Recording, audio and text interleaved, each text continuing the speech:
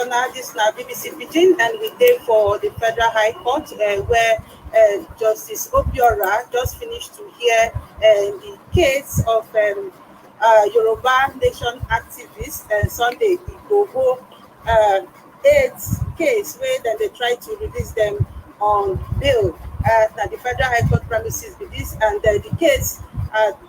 The judge don't adjourn the case to 2nd of August. He adjourned the case because they no bring the 8th to court as in the order before they adjourn the case to today. So the lawyer dey with me here, and he would like to tell us some of the things where the justice talk. Okay, how the case go today? Oh yeah, thank you. The court sat and the court wasn't comfortable because the respondent, which is the DSS, that refused to comply with the court order. They have refused to produce the applicant before the court. And so the court has frowned against such disposition, and the court has now ordered them to please bring all the applicants before the court on Monday, that's the 2nd of August. So we are hopeful that we'll be in court and we'll be able to engage such order. We cannot encourage the DSS to continue to flagrantly disobey court order. There is no institution that is bigger than the court, that is more important than the court in Nigeria as I speak today. Every institution of government is entitled to obey court order, is duty bound to obey court order. And also, the constitution is a supreme, and it's the constitution that empowers the court to take actions on matters like this. The applicants were wrongfully arrested, and they could to seek the refuge of the court. And so the court has ordered that they should produce on Monday, and on Monday we shall engage them to ensure that these people are released. Last week Friday, the court order say make them bring the 8th to court today, but they disobey the order. They no still bring them to court. Wetin be the reason where the DSS give? They could not give any reason. They were giving excuses. You see, the DSS was attempting to convert the hallowed chamber of the court into a football field, and they are seemingly passing excuses and raising excuses that are linked that is not strong enough. But the court has re-emphasized that the court order is a court order, and that the DSS was obeying the court order. So we believe that the DSS has not to obey the court order, and by Monday we want to see that we should know what's going on with that. Justice Obiora to still talk say make DSS grant on access to these people. How that one will take help your case between now and Monday? It will help our case because there's a need for us to interview the people who are arrested, who are in detention, so that we can know the extent of how we can assist them in seeking justice. But DSS, in an attempt to cover up a lot of their wrongdoings, and refuse to allow us access to these people. But the court has emphasized now, and the court has actually ordered that the DSS should grant us access to them. And so we're seeing them today, and when we see them, we're able to interview them, to understand their state of mind, we're able to encourage them that justice is near. Abeg Oga, I go soon let you go, but answer this last question. For inside court here, then they argue about disparities for their names. There's nothing that you can rely on that is coming from the DSS today. The DSS that would not even respect court order, the DSS that refused to produce these people before the court, they can come with their excuses that some of the names we have are quite different from the names they are. Until DSS allow these people to come public, until we allow access to them, that is when the issues as to discrepancies of their names will be resolved. Thank you, Oga. All right, I don't hear from the lawyer to the 12th Sunday Igboho 8, where the DSS custody till now, they never still release them. So this court case, then they come to seek the judge to grant them bail. But the judge will be Justice Obiora Egwatu talk say the case no go fit proceed until he see the people for court. So now the matter now they talk so the judge can also adjourn the case till Monday will be August 2nd. So by that August 2nd, we dey hope say the DSS go obey court order to bring the appellants to court. 12 of them, according to as the lawyer tell me, we will expect them on Monday, August 2. So between Friday and Monday, the judge talk say make the DSS grant the lawyers permission to go see these people, to talk with them, to yarn with them, to know the issues wey dem dey face and the rest of that. But for inside court today, the DSS dey talk say when the judge ask wetin make the applicant no dey court, the DSS representative talk say investigation dey ongoing, say dem no go fit bring dem come court.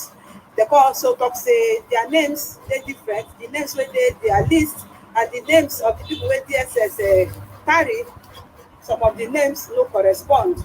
So because of that, dem no fit identify the age wey be really Sunday Igboho age because of the disparities wey dey for their name.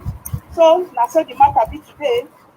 We dey expect say by Monday, as the judge talk, the DSS go obey court order because today dem suppose come, the DSS disobey court order. So the judge, as im dey for court today, dey para say why DSS go disobey im court order. And the lawyer come follow tell us say na since July 2 wey dem arrest these people, na dem dey for DSS custody.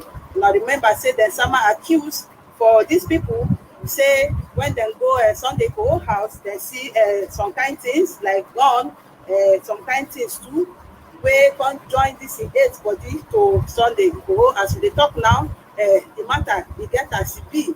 So we go wait until Monday make we see whether DSS go obey court order, bring them to court, make the judge face the case squarely, because judge say until he use him two koro eye see them for court, they no go fit go forward with this case. So from the things wey we dey see, if DSS continue to dey stubborn, judge sef say he no go look the way of the case until DSS obey the court order. He wan use him two koro eye see the people for court by himself before this case fit make progress. So we dey hope say by Monday, wey be August 2, wey dey adjourn the case go, the people go come court and the judge go start the hearing proper, come give a ruling whether dem go grant them bail or not, because the lawyer say in the request for bail whether it be conditional or unconditional. Wetin he want be say they arrest their people unconditionally, so he mean they pray to the court make the court release them whether conditionally or unconditionally. So na the matter na we dey so. Na so it take happen for Court 9 Federal High Court Abuja, where Justice Obiora Egwatu handle the matter of the 12 Yoruba Nation activists Sunday Igboho 8 wey dem arrest. Na the case na carry us come here. So country people, na so e be. We go come back on Monday to come dey follow the matter, to tell una as the case dey go.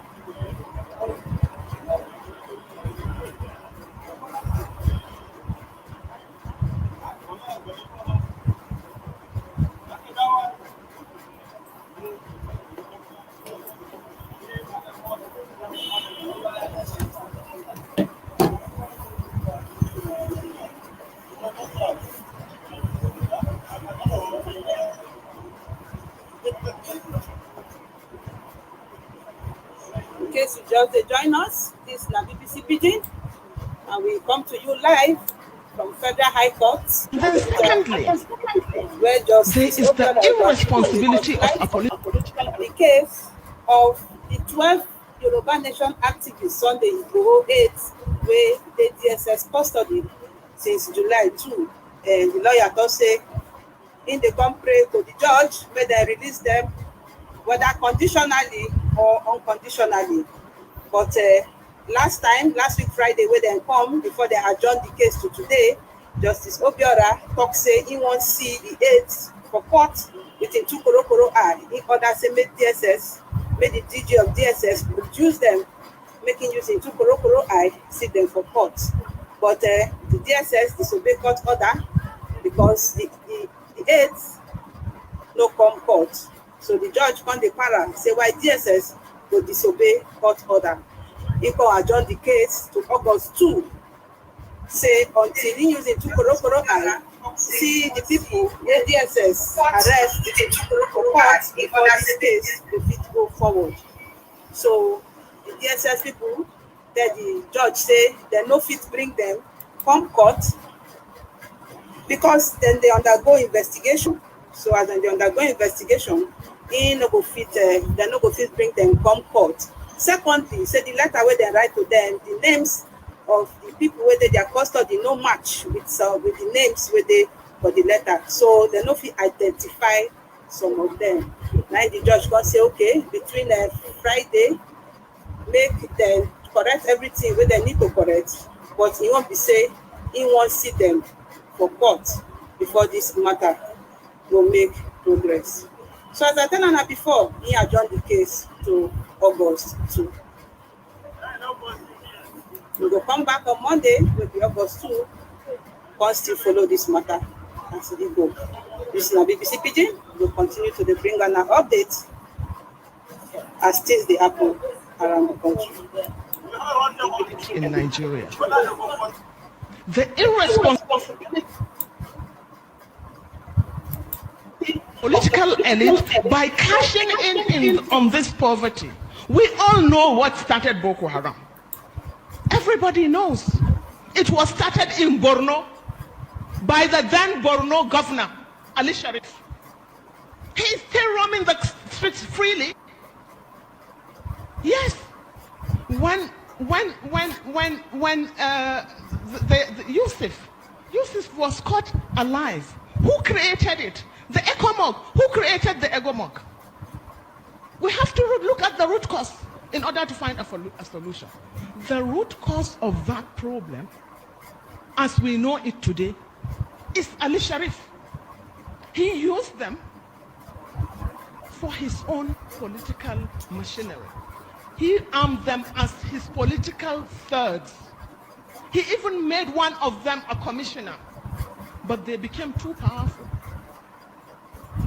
And they had no option but to try an elimination, which was not possible, and which we are all paying for. The military came in, and they cashed in. And they have turned the Northeast into a cash cow. Military jumbo budgets, unaccounted for. I remember Jonathan was spending 2 billion naira every day on security. But there was no security. Hundreds and thousands of our people were slaughtered. And we also know that the army, more than anything else in Borno and Yobe, have contributed and enforced this so-called terrorism. Terrorism has become a multi-billion-dollar industry. It is a multi-billion-dollar industry. It is not only national, but it is international. But let us talk of Nigeria, because that is what concerns me. We know, I have been part of a committee that investigated the atrocities of the Boko Haram. And that committee indicted the military more than anything else.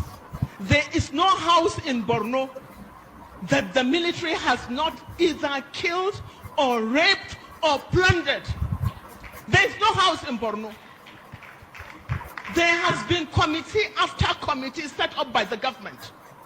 And the government has failed to bring these people to book.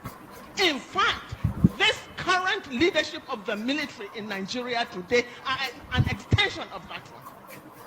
And this government has failed to even acknowledge the reports of those investigations. We all know today that in this government, papers have been given, investigations have been made into the atrocities and the corruption in the military. We all know today that the Air Force, the papers or the investigation of the Air Force has been made public.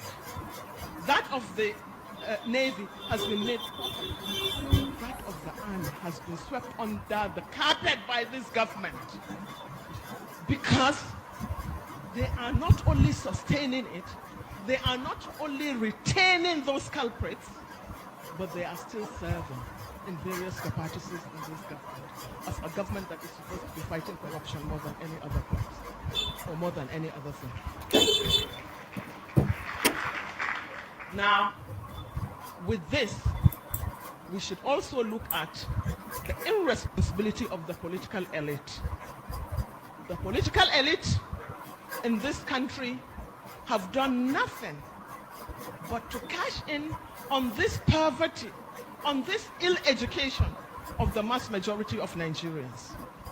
They use them, they have used you and turned your psyche into slaves of religious and ethnic manipulations. No one has ever seen the son of a governor even going out to campaign. No one has ever seen the son or the daughter of the president going out to campaign. And no son of even a councillor, not to talk of a senator or a chairman or a governor, that has been abducted or that has been slaughtered on the streets. But the idiots that call themselves the masses allow themselves to be used through religion or ethnicity to divert attention.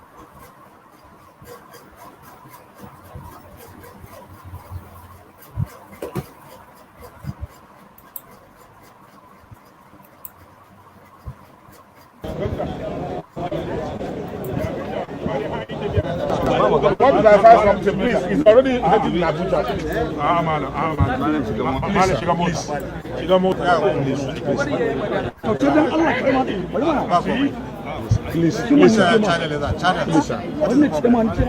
Nobody invited me for questioning or any arrest.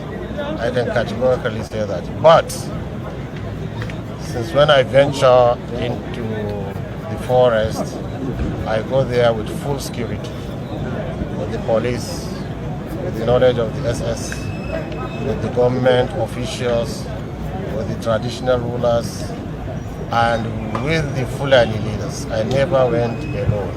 So all along, I've been doing it with the government, and there is no any difference between us and the authority. So people should have their peace. Let's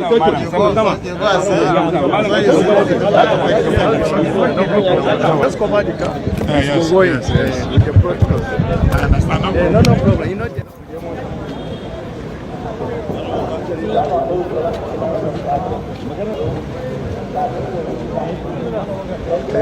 Let me take you.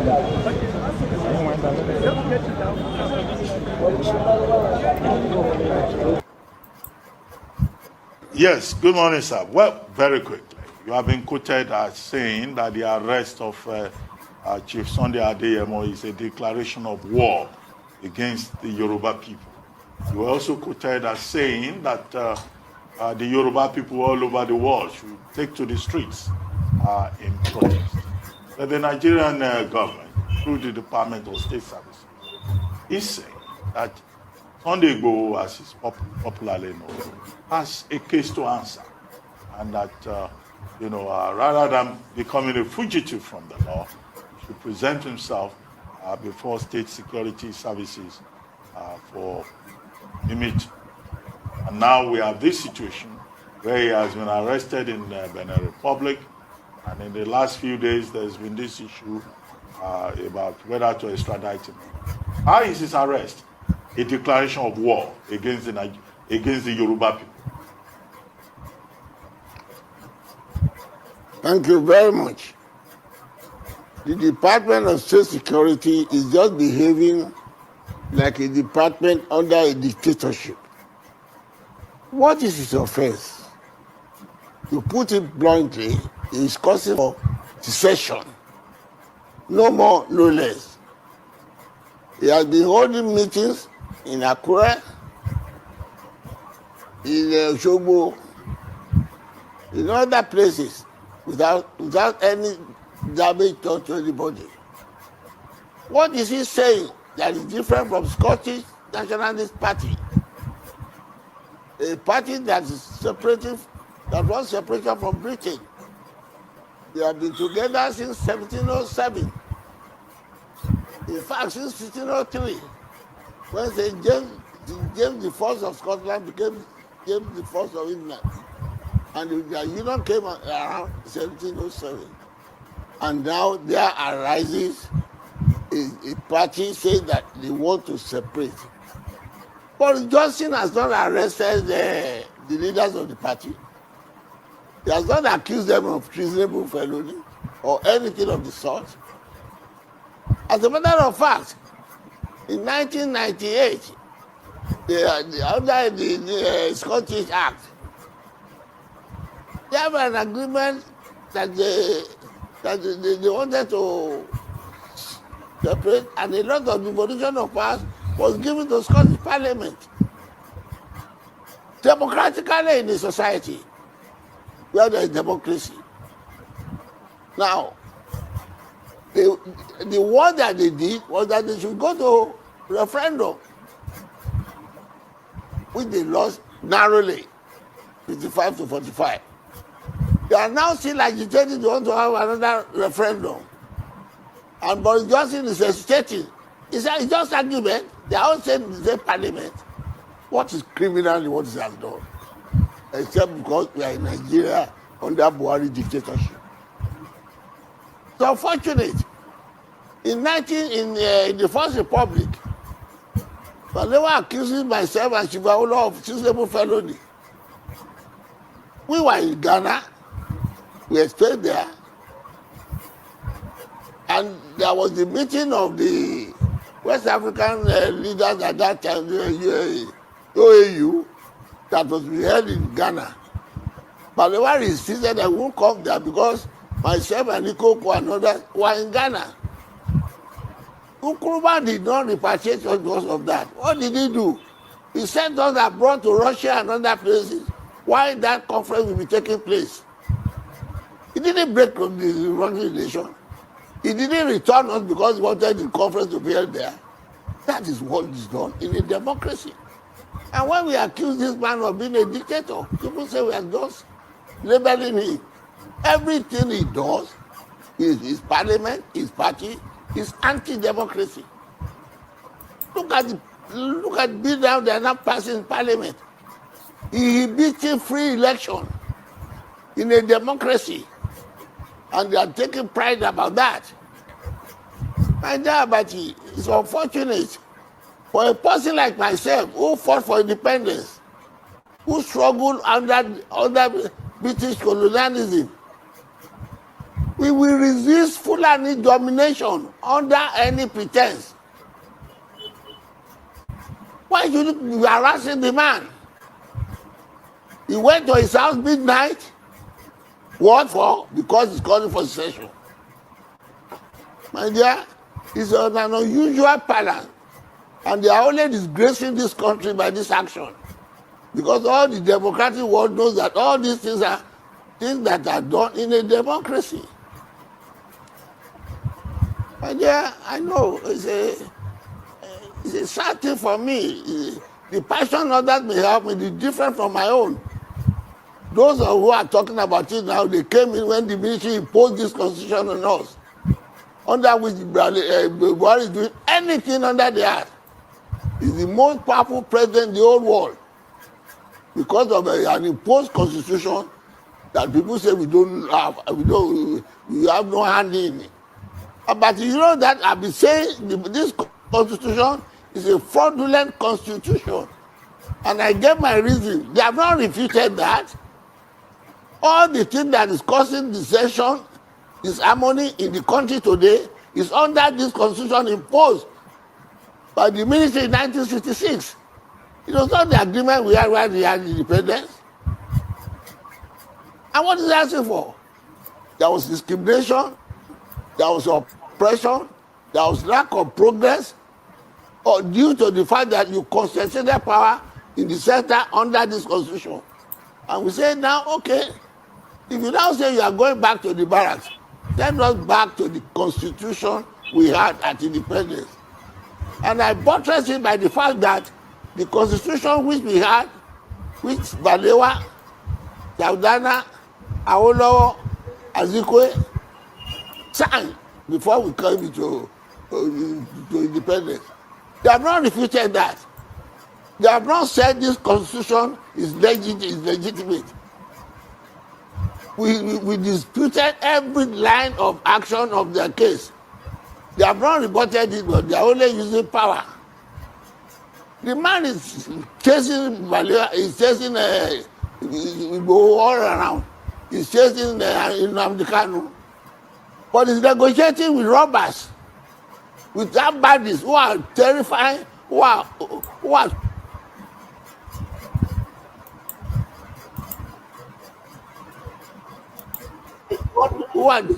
making security unstable. People can't celebrate Salah because of insecurity. Prices are going up, everything because of this insecurity. He's not efficient. He's not capable to do that. He's not. The DSS are not so competent to drive to the place where these armed bandits are. But when it comes to opposition, who are asking for legitimate right, they are very active. What a shame. What a shame. What a shame. Well, Chief. Well, it's unfortunate about it.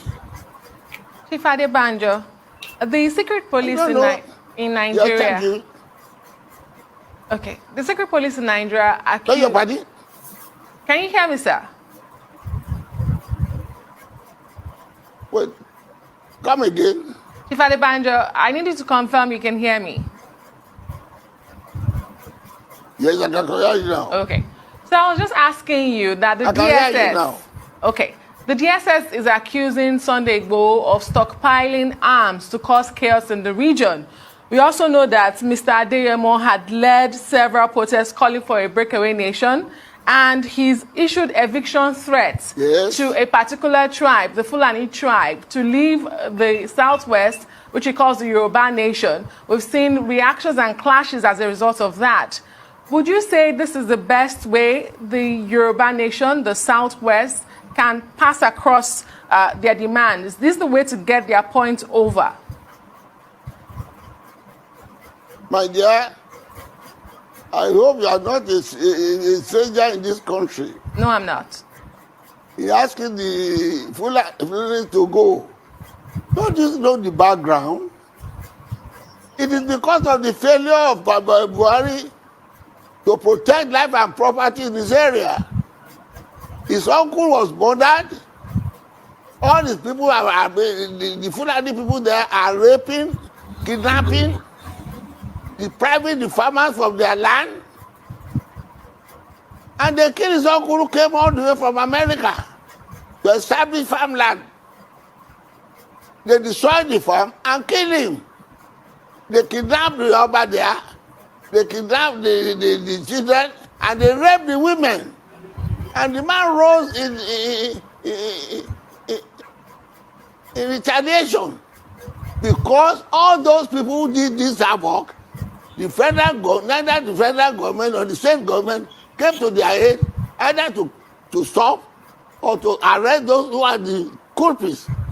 That is the action that causes the reaction of Igboho. Nobody knows Igboho in this country. I don't know him until this incident came about. And what is the reply of the government? Now talking about you want them to go, you want them to go. That is talking rubbish. He didn't ask if Fulani want to go. Did he ask Dangote to go? Has he asked Rabiu to go?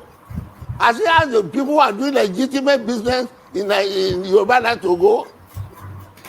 When these people just put wool and come people's eyes, you journalists must be able to shift everything. Why is it confusing? Did man just say go? He said, let the Fulani who are troubling my people, let them leave my place. And the answer, what is the answer of the Attorney General? Even when the governor of a state said these Fulani people are disturbing him, raping, kidnapping, and they are in this forest, they should leave the place. He said, he compared that with those who are doing legitimate business in the north, who are selling spare parts. And I said, well, if the people who are selling spare parts kidnap your people, murder them, deprive them of their farm, send them back. You have not answered that. We are all living with us in this country. That's the background. He didn't just wake up and say, go away. When you talk of the reaction, you must always talk of the action that causes the reaction. It is the inability of Buhari's government to protect their property in the Igbo territory that causes the Igbo to come to self-help, which is constitutionally right, legitimate.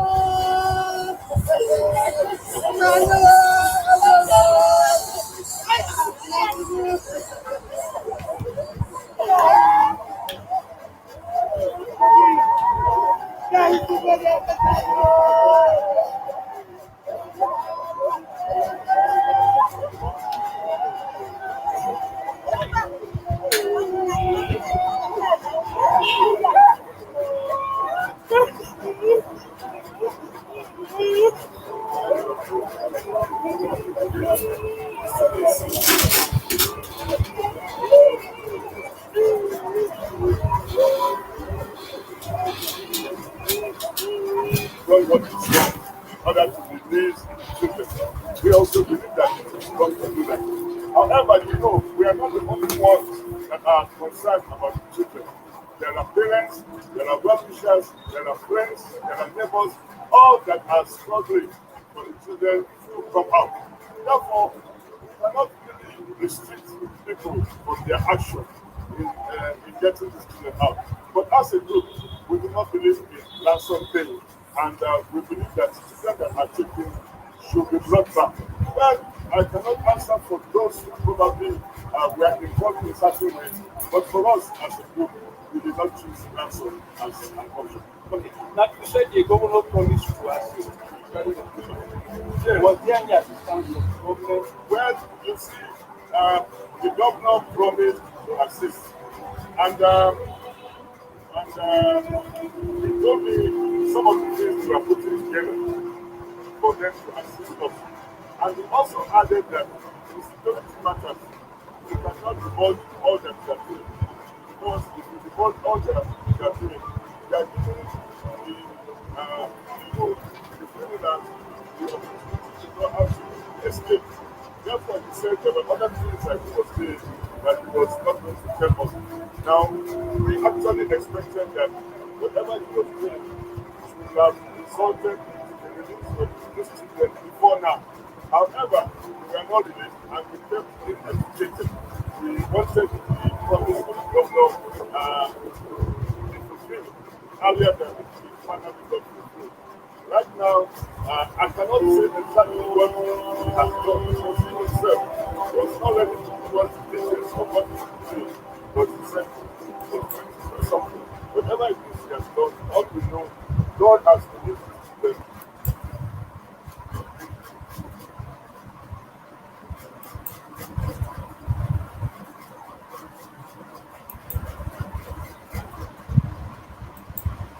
Yes, good morning, sir. Well, very quickly, you have been quoted as saying that the arrest of Chief Sunday Adeyemo is a declaration of war against the Yoruba people.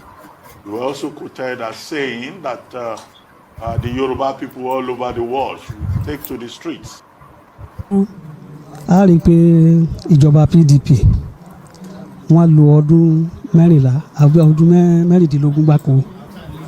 So before káwọn náà tó máa retí ẹgbẹ́ yẹn ìjọba tí a pè níjọba tiwantiwa tíjọba APC ń lò lọ a fẹ́ ká parí ìjọba ọdún 4 sí lórí àlééfà kì í ṣe pé a ní kí Buhari ó lọ́dún 4 sí lórí àlééfà là ń sọ o ẹnìkan jáde ẹni bọ̀tọ̀ bá jáde wá láti ẹni ẹgbẹ́ òṣèlú kankan kó náà parí ọdún 4 before ká tó wá máa sọ pé ní a máa gbé ìjọba káàkiri ẹkùn tó kù níta sọ lé lérí nìyẹn and then tá a bá wò ẹ rí i pé àwọn ìjọba ilẹ̀ Yorùbá àti ilẹ̀ Ìgbò South West nìyẹn wọ́n fún àwa Fúlàní ní September 1st láti jẹ́ pé kíni láti jẹ́ pé ká má da màálù mọ́ màálù ò gbọ́dọ̀ rìn ní títì màálù ò gbọ́dọ̀ rìn lóko a sì níbi táko màálù sí adẹ̀ níbò at least a níbò 40 million vote ńlá ní ẹ̀sìn lẹ́ẹ̀fẹ́ wa ń lù tẹ́ẹ̀bàdì wa fẹ́ wa ń lù yẹn lẹ́yìn tẹ́ẹ̀tẹ̀ fẹ́ wa ń lù yẹn 40 million votes tiwa náà àwa náà mẹni tá a gbé fún tẹ́ni tó ń fẹ́ wa níta yóò lérí nìyẹn.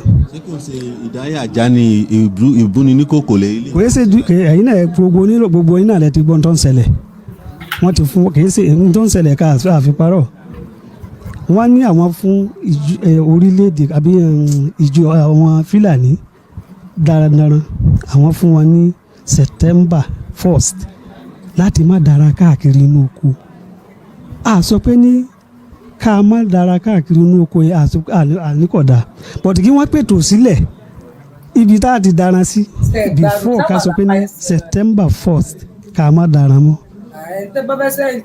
kò sí pé ní.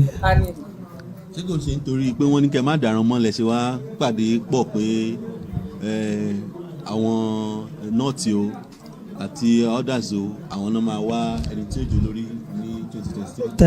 tẹ́ bá gbọ́n tá a sọ síwájú kì í ṣe yẹn but eléyìí náà wà lára ẹ̀ òun náà wà lára ẹ̀ ká má parọ́ fún yín òun náà wà lára ẹ̀ a lè kó màálù wá sápò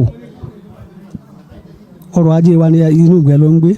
ẹ wá gbọ́dọ̀ kó gba ìlú yín lọ. a ti ní lófin fún ara àwọn ẹgbẹ́ wa gan wípé ẹnikẹ́ni tó bá ti fi màálù jẹ kó dúró kó sanwó okùn bàálà tó jẹ ọ̀ràn tó dá kó sanwó ẹ̀ àwọn olórí organizer à ń ṣe ní gbogbo Southwest là ń ti ṣe but tẹ bá rí ẹ rí pé ní kì í ṣe Yorùbá kì í ṣe Fúlàní kì í ṣe Haúsá ọ̀pọ̀lọpọ̀ ẹnu gbogbo wa ní tàǹsán náà ní màálù lóko àwọn ọmọ ọlọ́mọ lẹ́wọ́ fi ti gbá síbẹ̀ lísì wọn fún wa ó dàbí pórí yín o lójú bá pórí yín pé kọ́kọ́ lórí yín bá ṣiṣẹ́ ní máa sọ wọ́n rà lálẹ́ yìí ibo ní kẹ́ kó màálù yín lọ so torí 40 million wọ́n pè bìkan ní adáfìlà torí pé wọ́n jẹ́ ẹ̀dá màálù mọ́nú gbó torí ẹ̀ lẹ́yìn olóko ibi tán bí mi sí nìyẹn àwọn ọmọ mi ọ̀gbọ́n Fúlàní láti tó kárí nonsense ọ̀rọ̀ òṣì lẹ́sọ̀ lẹ́nu Fúlàní ni mí wọ́n provide ibi tẹ̀lé kó màálù yín sí ẹ̀ẹ́dẹ̀lẹ̀ kó sínú àpò ẹ̀kọ́ sátárì náà kó sínú ẹ̀ẹ́dẹ̀lẹ̀ kó màálù yín sórí.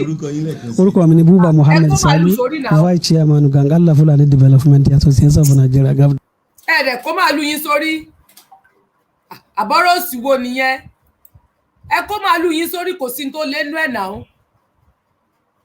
ẹ lè máa pa àwọn ènìyàn wa káwá gbẹnu dákẹ́ ẹ̀ kásẹ̀nu bí ẹnu olúndù jẹ́ kí n kọ́kọ́ reply rẹ̀ náà ní sùúrù dúró stop jẹ́ n kọ́kọ́ reply rẹ̀ ṣé ń gbọ́ mi tẹ́ ẹ bá ń gbọ́ mi nílé ẹjọ́ ẹ̀sọ́ torí mi ìfẹ́ sọ̀rọ̀ tẹ́lẹ̀ torí bí mo tún ti ń gbọ́rọ̀ yẹn tún ti ń bí mi yàyà yóò dáa fún ọmọ wa online má bínú dákun máa fún ẹ mẹ́sẹ̀jì padà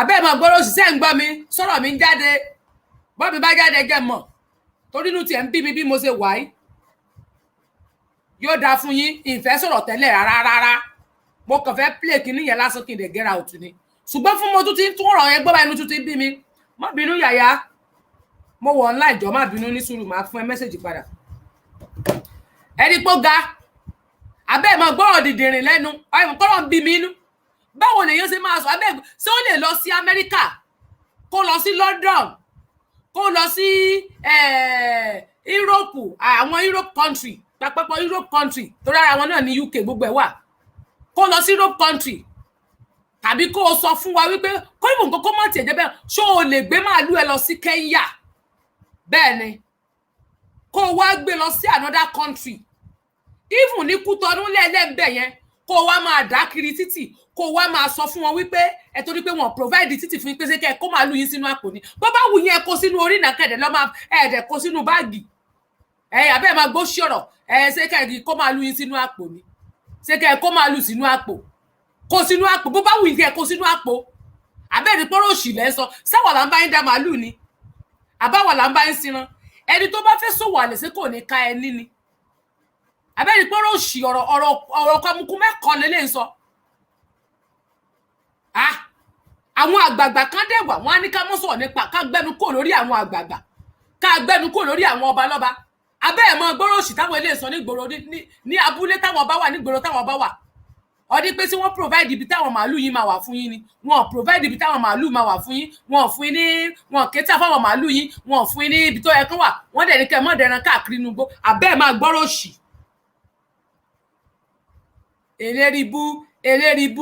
eléribú ni gbogbo wọn ọ̀rọ̀ dìdìrìn ọ̀rọ̀ amukumẹ́kọ̀ ọ̀rọ̀ òpònú ni kì í sọ̀rọ̀ tó nílàákàyè nínú ọ̀rọ̀ yẹn ń bí mi nínú bẹ́ẹ̀ dẹ̀ ni àwọn èèyàn wá dẹ̀ ń gbọ́rọ̀ eléyìí àwọn ọmọ Yorùbá ń gbọ́rọ̀ eléyìí wọ́n ní ká máa ní sùúrù fúnra wa ṣé tí àwọn ọmọ Yorùbá mi di ni ṣé tí yín ti di ẹ̀ gbọ́rọ̀ tẹ́lẹ̀ ń sọ lẹ́nu tẹ̀sí ń support àwọn evil yìí àwọn ọmọ ọlọ́mọ ni wọ́n wà níbẹ̀ yẹn òní ló pé 29 days ó ti ń lọ bí oṣù kan tí wọ́n ti kó àwọn ọmọ yẹn sínú ẹgbàá DSS wọn ò jẹ́ kí lọ́ọ̀yà rí wọn wọn ò jẹ́ kí anybody rí wọn ifun Nnamdi Kanu wọn provide Nnamdi Kanu ní àná níjẹta lọ́jọ́ Monday táwọn ọmọ wọn ń pariwo pé ṣé wọ́n ti pa Nnamdi Kanu ni wọn provide àwọn èèyàn jáde what is totally nonsense irú country òṣùwò nìyẹn ṣebí gbà tí wọ́n lọ sí Benin Republic bó tilẹ̀ yẹ pé wọn ò jẹ́ kí àwọn èèyàn rí olóyè wọ́n mọ̀ gbà tán gbólóyè wọlé wọ́n mọ̀ gbà tán gbé jáde wọ́n mọ̀ pé wọ́n gbé olóyè wọbẹ̀ yẹn bọ̀ wọn ò jẹ́ káwọn èèyàn rí torí pé fọ́tò tí àwọn èèyàn máa ń yà because torí pé wọ́n ní láti protect ẹ̀ wọn ò fẹ́ káwọn èèyàn rí débi tí wọ́n mọ kámẹ́rà tí wọ́n mọ ya fọ́tò lọ́mọ pé tó bá fi lè fún wọn ní access láti gbé wọn wá síta gbangba wọ́n á máa ya fọ́tò kámẹ́rà ni wọ́n protect ìlú wọn because wọ́n wà professional lórí nǹkan tí wọ́n ṣe wọ́n dẹ̀ ní law yàtọ̀ fún lawless country anyways kí náà porúkọ àwọn former president of America yìí Donald Trump ó kú ti pé Buhari náà tẹ́lẹ̀ lawless àbí kí lẹ́yìn pé kí lórúkọ tó tiẹ̀ pé ná lifeless man lifeless president.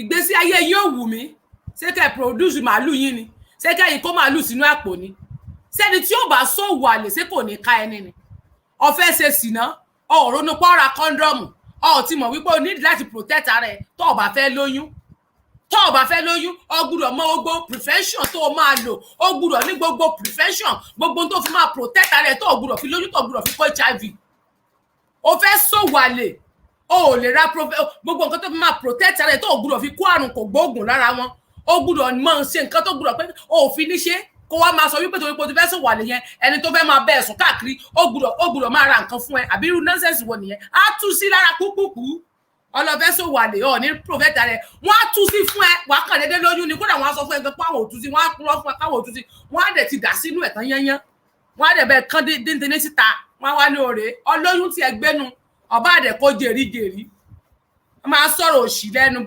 boníkẹ́ ti produce rẹ̀ boníkẹ́ fi sí ọba kó lé mi lórí ni tàbí kó kó sínú ààfin ọba àwọn ààfin ọba ní kẹ́ kó màálù yín lọ bóyá kẹ́ kó sínú àwọn ààfin ọba yín tẹ́ bá ti kó sínú àwọn ààfin ọba bóyá irú yẹn ó sì máa jẹ́ kí làákàyè díẹ̀ wà lórí àwọn èèyàn wa wípé ó yẹ kí wọ́n ronú sí ọ̀rọ̀ tó ń jáde lẹ́nu yín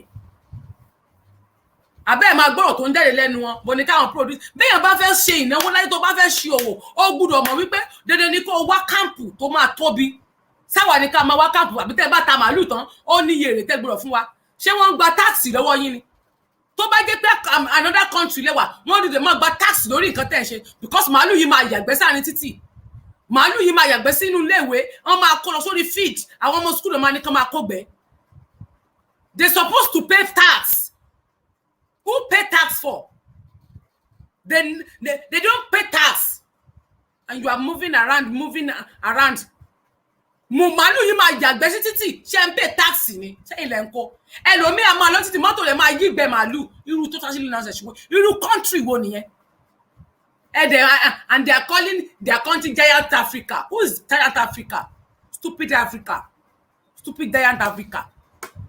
Africa tí ò ní làákàyè bó ṣe tóbi tó náà làákàyè wọn ò pé wọ́n dàgbà ni wọ́n dànù bó ṣe dàgbà tó bó ṣe lọ́gbọ́n tó bó ṣe kàwé tó gbogbo ìwé wọn abẹ́ bẹ́ẹ̀dì ni wọ́n kó sí wọ́n láwọn ọ̀mọ̀wé graduate làwọn graduate kàwé ìwé tẹ̀ka tẹ̀ kọ́gbọ́n orí ṣé kò yẹ kí ẹ ronú pé àwọn Fúlàní lásán wọn ní làákàyè jù yín lọ Fúlàní gbọ́gbọ́n jù yín lọ ẹ wọ́n lọ gbé fídíò tó ti pẹ́ àwọn fídíò tí olóyè ti sọ̀rọ̀ lè wá mú jáde Ìgbòho sọ nǹkan báyìí Ìgbòho sọ báyìí Ìgbòho ṣe báyìí àwọn ọmọ ọlọ́mọ tó wà ń bẹ̀ Elédìkè sọ nǹkan báyìí ó ń fight fún ẹni ó ń fight fún gbogbo ìgbésí ayé àtàwọn ọ̀ràn ọmọdọ́mọ ẹni àwọn ọmọ yẹn wà ń bẹ̀ now going to 29 today is 29 their day now is for the past 29 days ago. They don't let the lawyers see them. They're hiding them for us. No one know their heads. And you are still coming out and still talking rubbish, talking nonsense about the agitators. And you are still putting the video to mock them. Why? Gbogbo yín kẹ́ ìjà òpònú ṣá. Làákàyè yín kúrú ṣá. Ní làákàyè ṣá. Ọpọlọ yín wá jàn. Ronú rárá kò yẹ kẹ́ ẹ mọ̀ wípé yẹ kẹ́ ẹ ronú kẹ́ ẹ fi làákàyè yín máa gbogbo nǹkan tẹ́ ẹ ń ṣe Fúlàní ń demand fún yín ó ń sọ fún yín pé nǹkan táwọn fẹ́ leléyìí tí ẹ bá ti lè jẹ́ kí màálù àwọn máa dà kiri nínú igbó kán máa bá wọn ya yín sùn nínú igbó. That is what they are saying. They are telling you if you don't allow them to moving around definitely we cannot vote for you. Maybe the 40 million votes we have we can vote it for our people. We will provide our president in 2023 because of Malu, because of cow. And none of you say nothing about it. Gbogbo yín tẹ́ pé ayé ní blogger. Ṣé ojú yín fọ́ ẹ̀gbọ́n nǹkan tí màálù yìí sọ ni? Àbẹ́tí yín di. Etí ń dùn yín. Gbogbo yín tẹ́ sí bú agitator lẹ́ni. Tẹ́ sọ pé wọ́n láti olóyè pa. Àwọn ọmọ wà níbẹ̀ ní Àbújá. Ẹ sì mọ́ọ̀kì àwọn ọmọ yẹn sì sọ pé káwọn ọmọ yẹn máa wọ́n bẹ́ẹ̀ ẹ sì sọ̀rọ̀ sí wọn. Ẹ má jẹ́ kí ìbínú Ọlọ́run kó dé lórí yín. Mi fẹ́ sọ̀rọ̀ tẹ́lẹ̀ tó bí mo bá ti kò sígbà tí mo lè wo fídíò yẹn torí mi ò ní máa kọrin tí ní ò ní máa bí mi. Gbogbo yín pera yín ní blogger àti tó pera ní egun abẹ́ tí ò ní gbójú jáde. Fídíò olóyè ló ń gbé ká fídíò Lédìkè lórí play. Ṣé tí etí ẹ di ògbọ́n nǹkan tí màálù yìí sọ ni? Etí gbogbo yín di ojú yín fọ́. Ojú gbogbo yín fọ́. Bẹ́ẹ̀ bá ti ẹ̀gẹ́ màálù só yẹ kó rí bẹ́ẹ̀ fún gbèsè ayé yín. Bó bá yẹ pé ìyá yìí gbogbo púpọ̀ nínú yín màálù ni àìmọye àwọn ọ̀yá yín tán ní pé gbà tán bá lọ sóko ẹran tán lọ sóko ẹja tán lọ rẹ̀ ra nǹkan lójú ọ̀nà Fúlàní ló ń bá wọn ìyá yín sùn nínú igbó. Fúlàní ló ń bá wọn ìyá yín sùn. That is the reason why tó fi jẹ́ pé ọpọlọ orí yín kò pé mọ́. Ojú yín fọ́ ẹ rí nǹkan tó bẹ̀rẹ̀ ọkùnrin yìí sọ. Eléyìí sọ fún yín wípé torí wípé ẹ jẹ́ kí màálù àwọn move around. Jẹ́ kí màálù àwọn provide bí táwọn màálù yìí dẹ̀ provide ẹ̀ fáwọn sọ bí táwọn màálù àwọn máa gbé fáwọn ṣé káwọn kó sínú àpò ni. Can't you listen to yourself once? Ṣé kí gbọ́ra yín nígbà míì ni tẹ́ bá ń sọ̀rọ̀ tẹ́ bá ń ṣe wàhù kí yẹra yín wò. Can't you check yourself? Kí yẹra yín wò. Ó dàbí pé tí yín wọn ké tí yín sápò lè múrú fídíò yìí kẹ́ múrú fídíò tọkùnrin yìí ṣe kẹ́ wá kẹ́ analysis tó gbáàsì lórí fídíò yìí and you are calling yourself Yorubas. What kind of Yoruba you are? You are not a Yorubas. Gbogbo ẹnikẹ́ni tó bá ti ń defend Fúlàní tó bá sì ń bú àwọn agitators definitely you are not a Yorubas. You are evil. You are not a Yorubas. If you are Yorubas, you're supposed to analyze this video very well. Wọ́n sọ fún yín pé torí màálù, torí ọrọ̀ ajé àtàwọn nìyẹn. Ta ná pay tax fún? Ta ta ni wọ́n san tax fún ní orílẹ̀-èdè Nàìjíríà ní orílẹ̀-èdè Yorùbá ta ni wọ́n san tax fún tó bá san tax fún ọba ẹ jẹ́ kí wọ́n gbé ọba jẹ́ kí wọ́n provide ọba tó san tax fún jáde wọ́n san tax lórí nǹkan tí wọ́n ṣe. They are not paying tax. They are not paying tax for us. And they are killing us every day, raping us.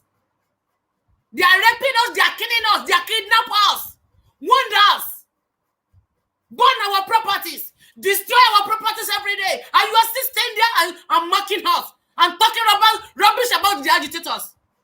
Now today, they are not providing the agitators in the court of law. And they are said that the name they give us is not the name we see, and this and that. They are making excuses. They are making excuses, and you didn't talk about these situations. You want to kill us or what? You are going for slavery again. And you are still going there.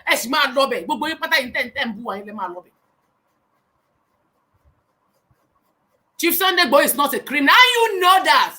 Chief Sunday Igboho is not a criminal. You know. This man is fighting for you. And he's fighting for your generation. That man is there now, facing their own. And you are still talking rubbish, talking nonsense about us. Carry the video. Carry Lady K video. What did Lady K do for you? If the king do good, who else can talk? When they kill the Obasanjo, they kill the Abiola, who is it? Lady K there? Lady K is not there, and she never talk about the anything about the Abiola. Ìgbà tí wọ́n gbé ẹsẹ̀ lé business Abiola ní Ọ̀kọ́ta, who cares?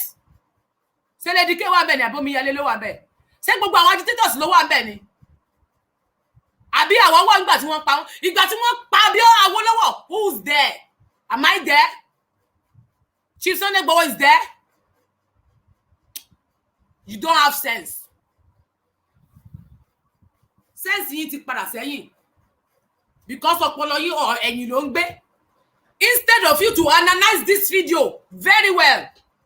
Gbọ́ nǹkan tí màá nìyí ń sọ ni. Ṣé gbọ́ nǹkan tó ń sọ ni? Gbọ́rọ̀ tí màá nìyẹn sọ. Ọ̀rọ̀ òṣì ló sọ lẹ́nu. Gbọ́rọ̀ tó ń wí ni. Wọ́n provide màálù, wọ́n provide ibi tí màálù àwọn máa gbé. Let me tell you something. If you can't analyze this video very well, you all the agitators, all the what call you bloggers, because we are not bloggers. We are self-determination. That is we agitators. We are not a blogger. I will blog you. Àwa ajijangbara ni àwa. Ẹ̀yin bloggers tí ẹ ń sọ̀rọ̀ nípa wa lẹ́ni tẹ́ ń sọ̀rọ̀ sí wa àti gbogbo ẹ̀yin tẹ́ ń bú wa nípa Chief Sunday Igboho. I want you to analyze this video very well. Let me tell you something. I will advise you to talk about this video. Ọgbọ́n tán wí, wọ́n nítorí fídíò torí màálù àwọn. Ìtorí ẹ̀ ni àwọn fi sọ fún wípé ìtorí ẹ̀ làwọn sì sọ pé àwọn ò ní gbé ìbò lẹ̀ ní 2020 làwọn fi náà fi sọ pé àwọn sì ní 4 years.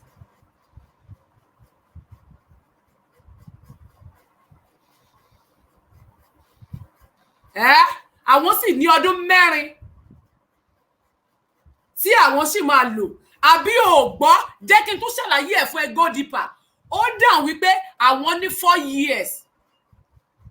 Àwọn ní 4 years. Lẹ́yìn ọdún 4 tí àwọn sì máa lò. Nígbà tí ọdún 4 àwọn bá pé, àwọn wá máa padà wá sórí tébù. Nígbà táwọn bá wá dórí tébù, àwọn ṣẹ̀ṣẹ̀ máa wá negotiate. Àwọn ṣe máa wá negotiate bóyá Yorùbá, bóyá South, East àbí West. But after 4 years, ìyẹn túmọ̀ sí pé tí 4 years ìyẹn bá pé, tó bá tún fẹ́ máa lò lọ, wọ́n á tún lò lọ náà wọ́n ní gbé wá síwájú yín. Ṣé ẹ ronú nǹkan sọ ni? Ẹ mọ̀ túmọ̀ rẹ̀ ni. Then bọ́ play rẹ̀ lẹ́ẹ̀kan sí kí n tó máa play eléyìí tó fi mọ́tò pààyàn. Jẹ́ kí n bọ́ play ibẹ̀ yẹn kó o lè fetí sí dáadáa. Bóyá ẹ̀yin tẹ́ ẹ̀ mọ̀ lọ wá fídíò yẹn, mo fẹ́ kí ẹ̀yin blogger yẹn kẹ́ ẹ analysis lórí fídíò. Ẹ bá mi analysis lórí fídíò yẹn dáadáa. Listen to this video very well. I want you to analyze it. will present a candidate that will balance our 4 years before we go into rotation.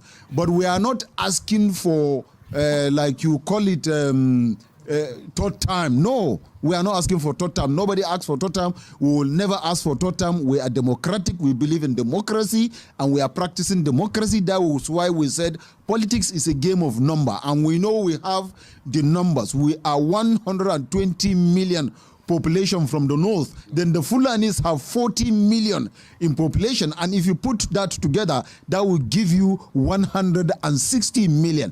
And you can, out of the approximately 210 million as in being envisaged the population of Nigeria, when you take 160 million out of 210 million, what is the balance? About 70 million. I cannot see how 160 million, I can't see how 70 million will beat 160 million. So we are ready for it. We believe in democracy. We are democratic in nature.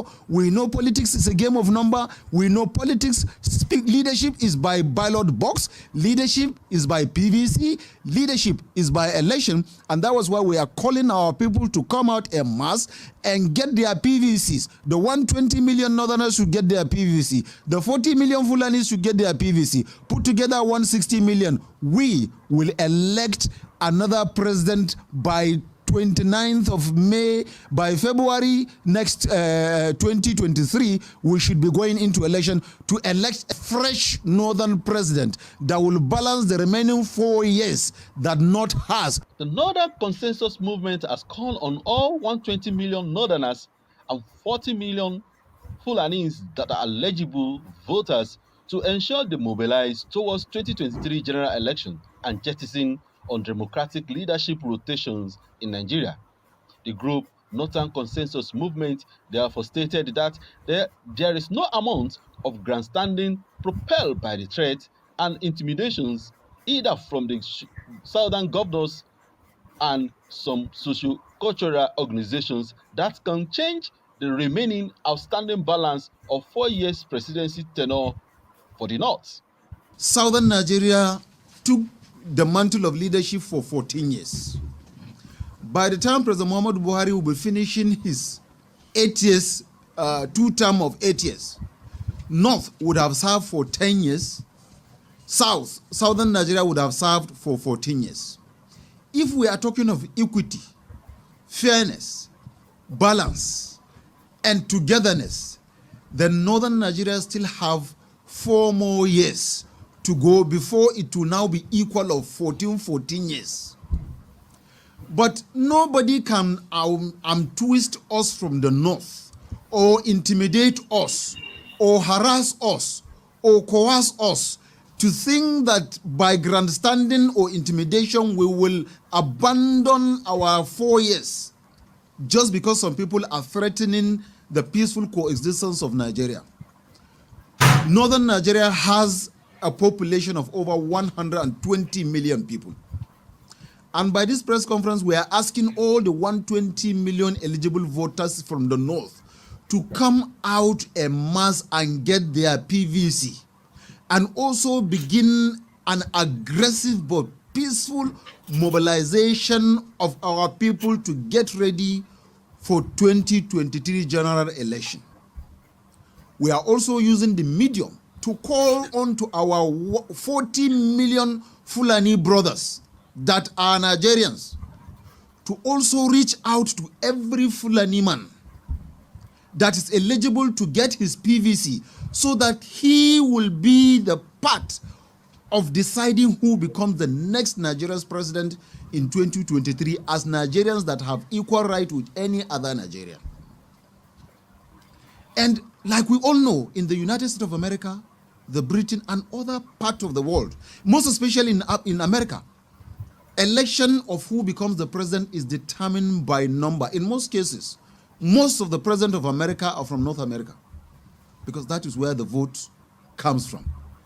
But in Nigeria today, we have forgotten credibility, we have forgotten about patriotism, we have forgotten about nationalism, We are forgotten about love for each other. All we are talking about is tribe, religion, or region in terms of leadership. We are not looking at qualification. And by that, we are being intimidated that because the present leadership of Nigeria is being led by a northerner, we are being threatened that the power must shift to the other part of Nigeria, and we are saying that we still have a balance of 4 years, even after President Muhammadu Buhari left in 2023.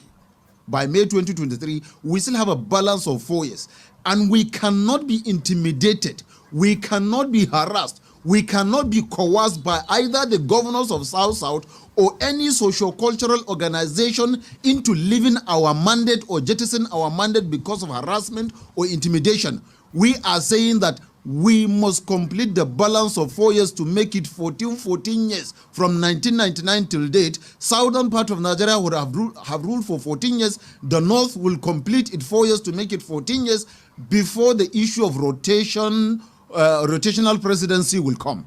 But for now, 2023, and who becomes the president of 2023 is still another responsibility because we still have a balance of 4 years.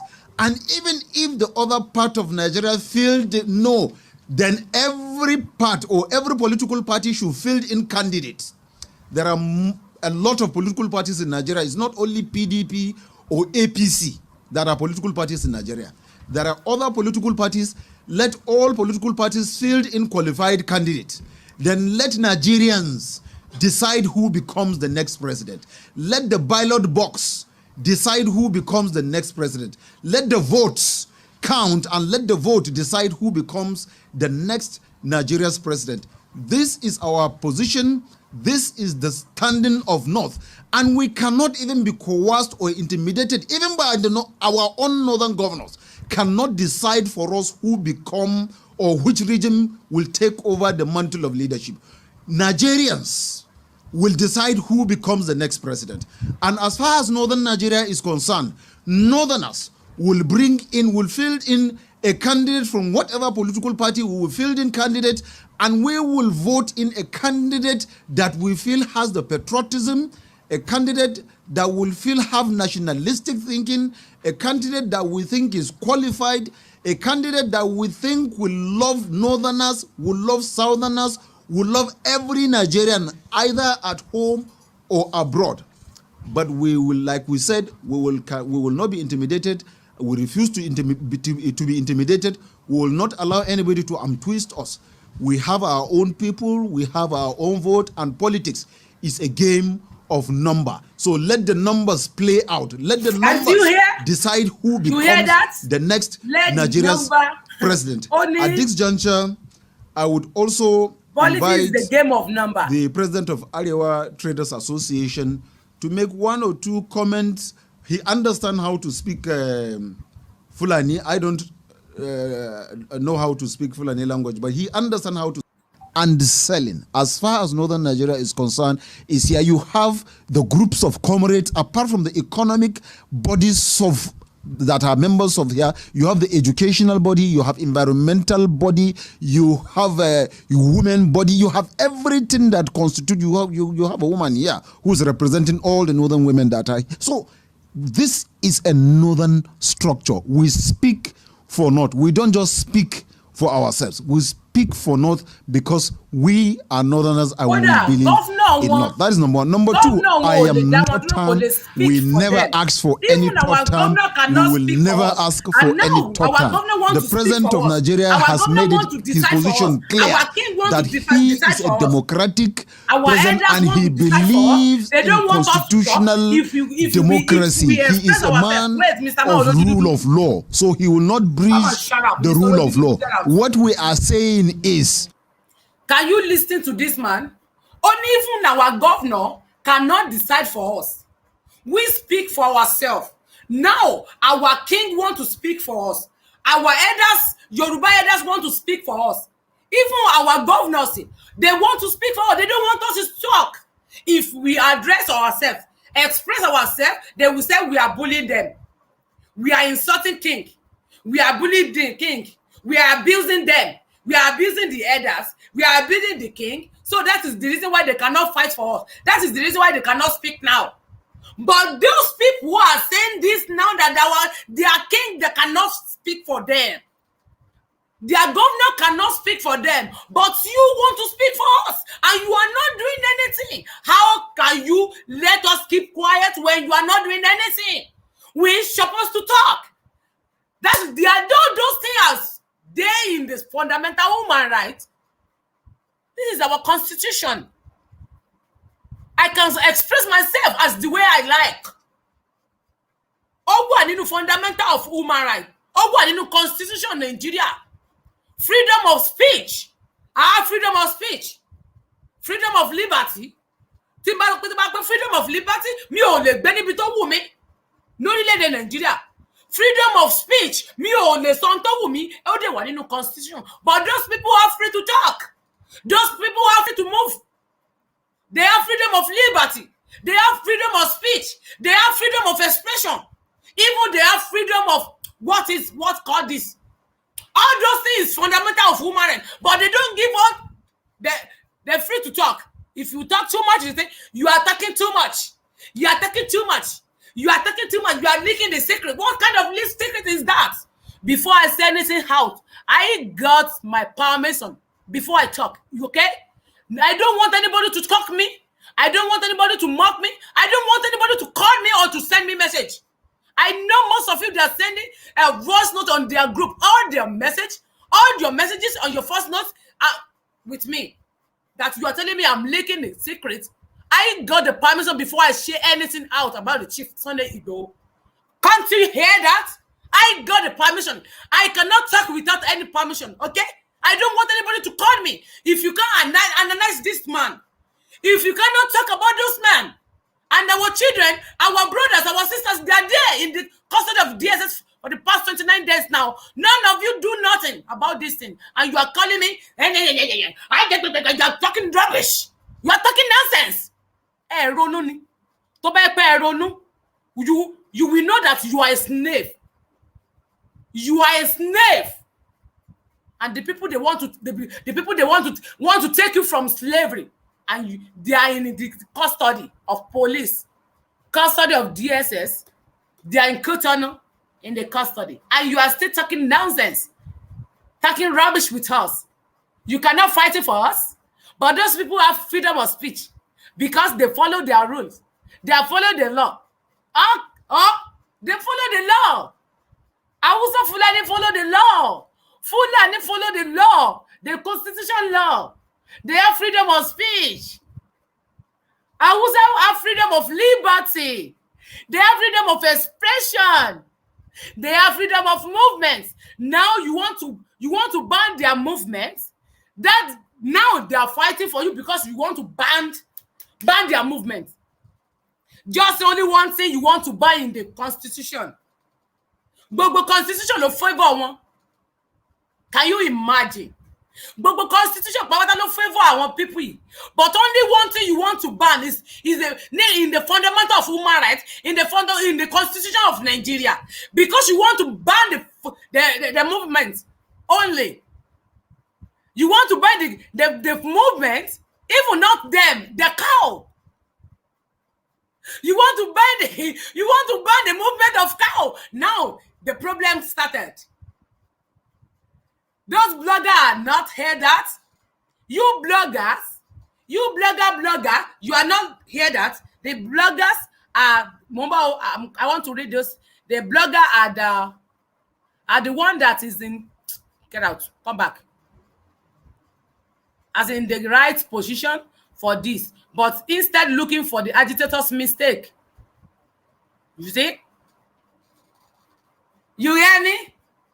You hear that? You hear that? Say it to go. Eti wa lo ku eru, e gba pe nu oku eru lewa.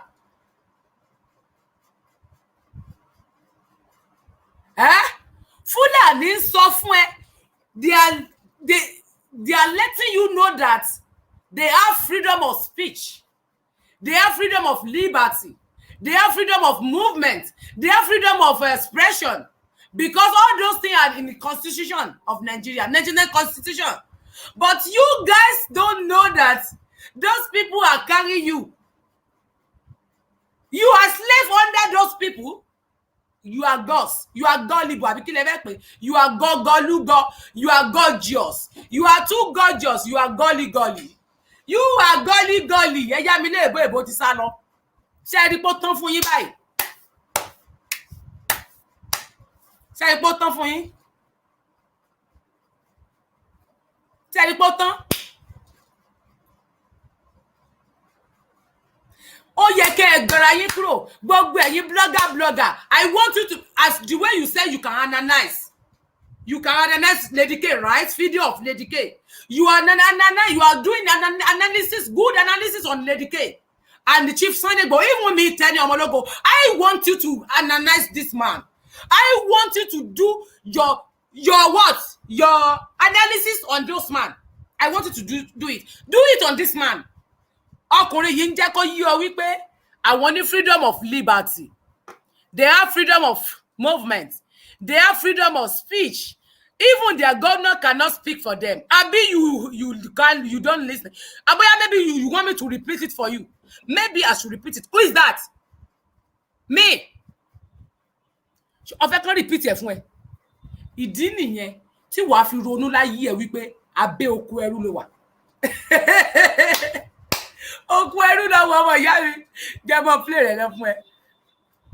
Northern Nigeria has balance of 4 more years. We are going to present, the North will present a candidate that will balance our 4 years before we go into rotation. But we are not asking for, like you call it, third time. No, we are not asking for third time. Nobody asks for third time. We will never ask for third time. We are democratic. We believe in democracy and we are practicing democracy. That was why we said politics is a game of number, and we know we have the numbers. We are 120 million population from the north. Then the Fulanis have 40 million in population, and if you put that together, that will give you 160 million. And you can, out of the approximately 210 million as in being envisaged, the population of Nigeria, when you take 160 million out of 210 million, what is the balance? About 70 million. I cannot see how 160 million, I can't see how 70 million will beat 160 million. So we are ready for it. We believe in democracy. We are democratic in nature. We know politics is a game of number. We know politics, leadership is by ballot box. Leadership is by PVC. Leadership is by election. And that was why we are calling our people to come out en masse and get their PVCs. The 120 million Northerners should get their PVC. The 40 million Fulanis should get their PVC. Put together 160 million. We will elect another president by 29th of May. By February next 2023, we should be going into election to elect a fresh northern president that will balance the remaining 4 years that North has, because the southern part of Nigeria has already ruled for 14 years. We have only 10 years. We have balance of 4 years. We are going to vote in who becomes the next president to balance our 4 years. Then after that 4 years, we can come back to negotiating table and begin to discuss rotation. And then that time we will agree from where the rotation will start from, either from the north or the south. Wherever it was agreed as at that time, no problem. But for now, we have a balance of 4 years, and we are going to work towards ensuring that we complete that 4 years to make it 14 years from each of the regions, southern part and the northern part. Then after that, we are good to go. But we did not ask for third term. We will not ask for third term. President Buhari is a democratic president. He's a man that believes in rule of law. He is following strictly the rule of law, and he has mentioned in himself, nobody should try anything third time for him. We will not even support him as Northerners. Even if he says he wants to go for third time, North will not support him. We are supporting him as a president now. We are with him. We will back him just like any other Nigerian will do for him. But at the expiration of his tenure, we are producing a fresh northern president that will complete our 4 years. After that, I repeat, we can go into negotiation and discuss rotation.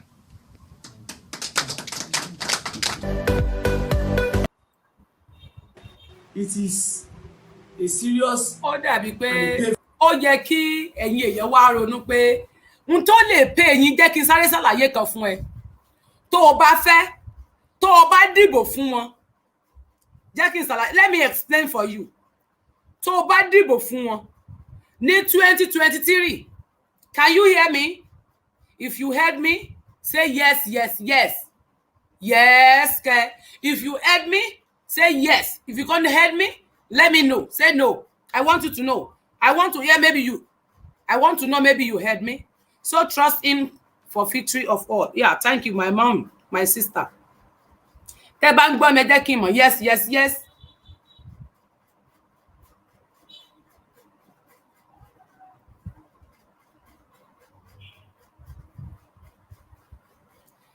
Let me tell you something. The only thing that I will explain to you right now is gbogbo ẹ̀yin ènìyàn mi. I want you to fara burúkú balẹ̀. Ẹ̀yin búlágàbúlágà tẹ́ ń bú wa ni o. Ẹ fara burúkú balẹ̀ kí n explain fún ẹ.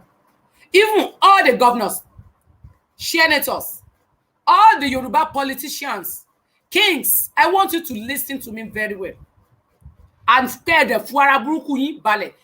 Chief Tinubu, Baba Afọbajẹ, I want you to listen to me very well. If you like, if you don't like, pay your coffee on the bed you are, because I know that you are on the bed. You are not well. Mama, Paul sick, you go to bed, you know what? So I will explain for you right now. Even the elders. Kí ni nǹkan tí mo fẹ́ sọ fún yín? Gbogbo ẹ̀yin tẹ́ pé ayé ní ọmọ ọba tínú yín dùn tẹ́ rò pé wà nílùú òyìnbó. Ẹ̀yin ọmọ senator, ẹ̀yin ọmọ governor tẹ́ rò pé ìlú òyìnbó lẹ wà. Tẹ́ rò pé inú yín dùn wípé bàbá yín ti wà nípò governor, wọ́n wà nípò ọba, wọ́n wà nípò kan, ẹ ti fọkàn sí pé àlàáfíà dé báyìí. Let me tell you something today. Tẹ́ bá try láti vote fún àwọn ènìyàn yìí. Jẹ́ kí n sọ kíní kan fún ọ. Tó bá gbìyànjú pẹ́rẹ́. Charger laptop nígbà. Ń bọ̀ o. Battery yẹn ti lò, mo fẹ́ charge. Tó bá lọ ṣe mistake. Tó bá sọ pé o dìbò fún wọn. Sórí jẹ́ kọ́kọ́ ṣàlàyé níwọ̀nba. Tó bá dìbò fún PDP, bó bá dìbò fún àwọn tó bá try láti sọ pé bóyá àwọn tó bá gbìyànjú pé bàbá Afọbajẹ ni mò ń bá wí tó lọ fẹ́ jẹ president o. Tó bá wò wí pé ó fẹ́ jẹ president. Ó wá rò wí pé kó allow àwọn Fúlàní torí ọ̀rọ̀ tó sọ pé ní pé torí màálù àwọn làwọn ṣe sọ wí pé àwọn sì ní 4 years.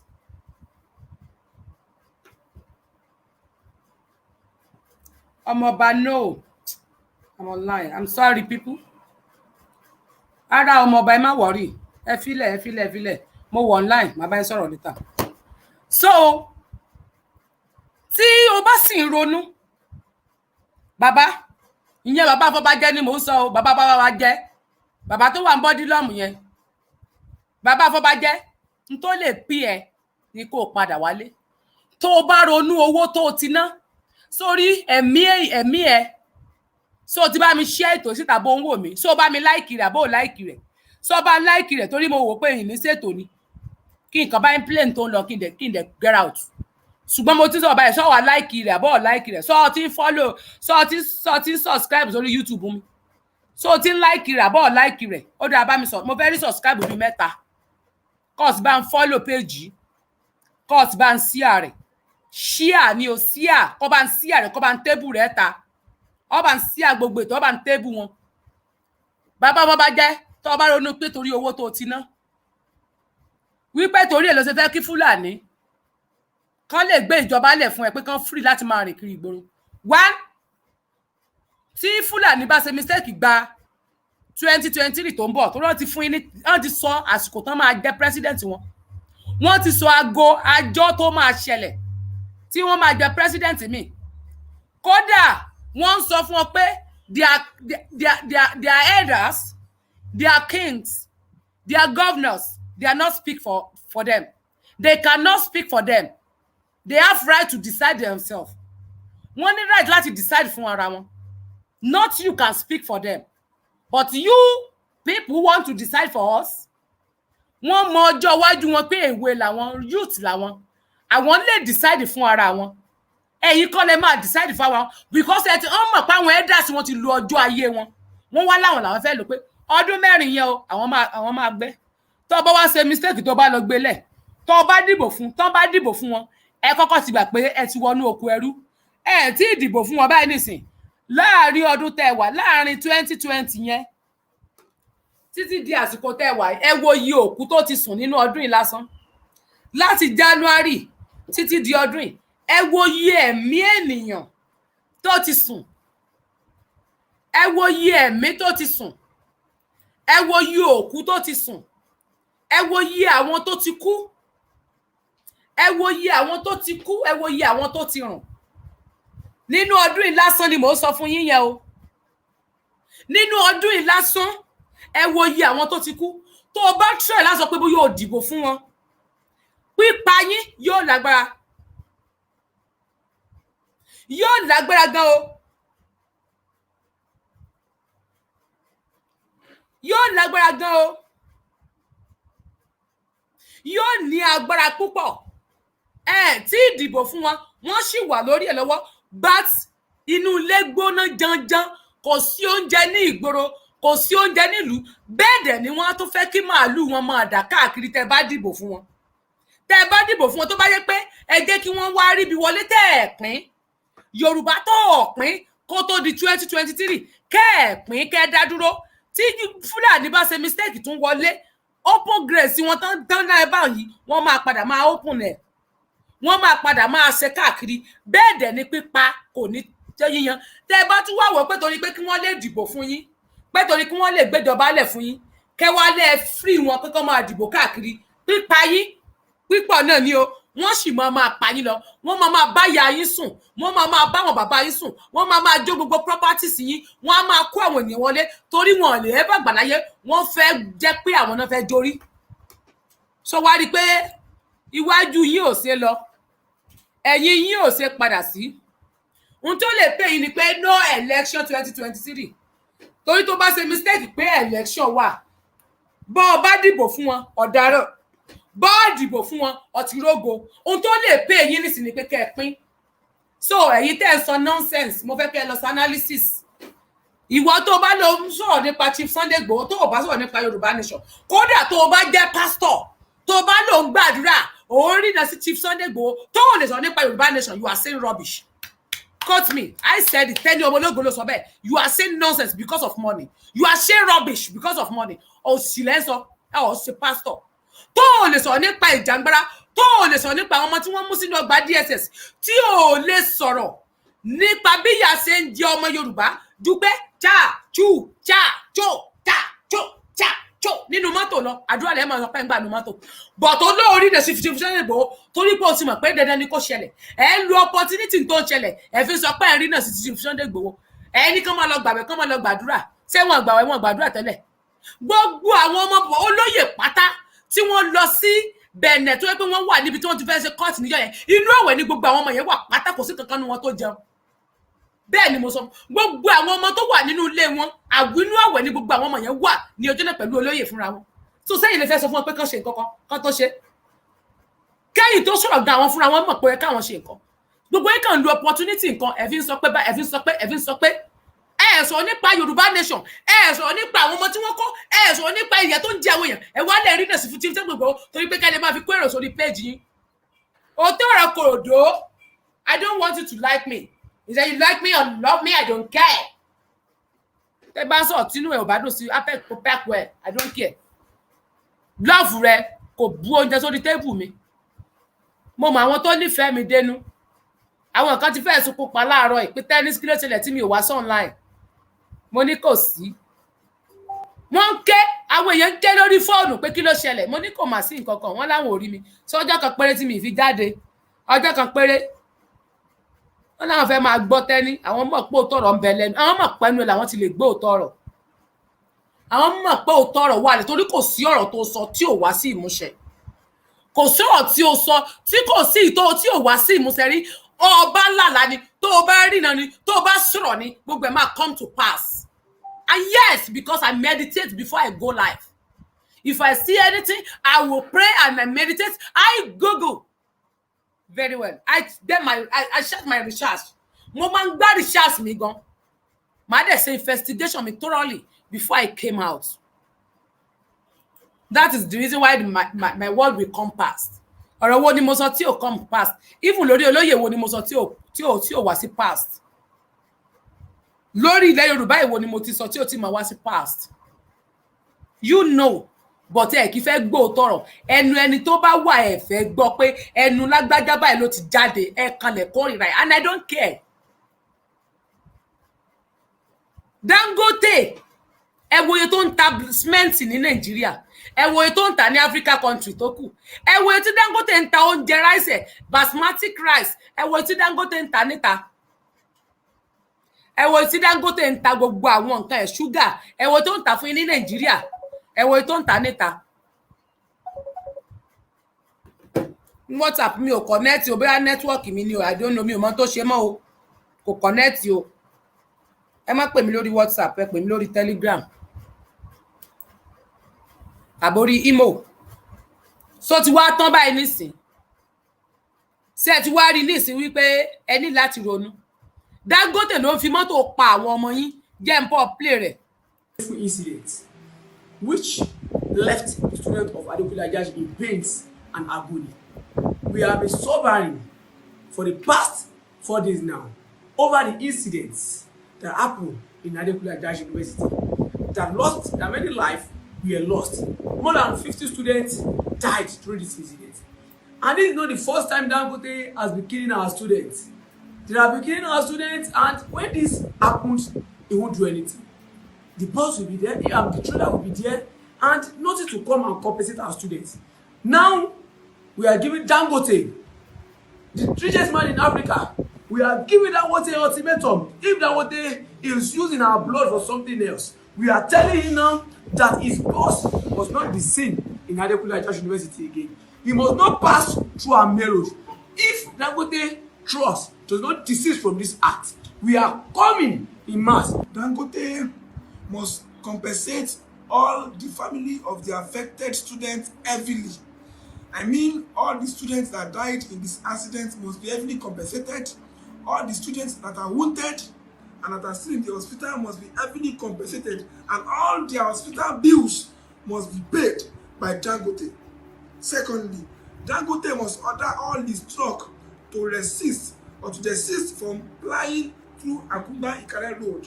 They should look for an alternative route to ply, because we are tired of living in fear. We are tired of living under threat. Somebody should help us tell Dangote. Somebody should help us tell Dangote. Dangote killed our immediate past SUG president.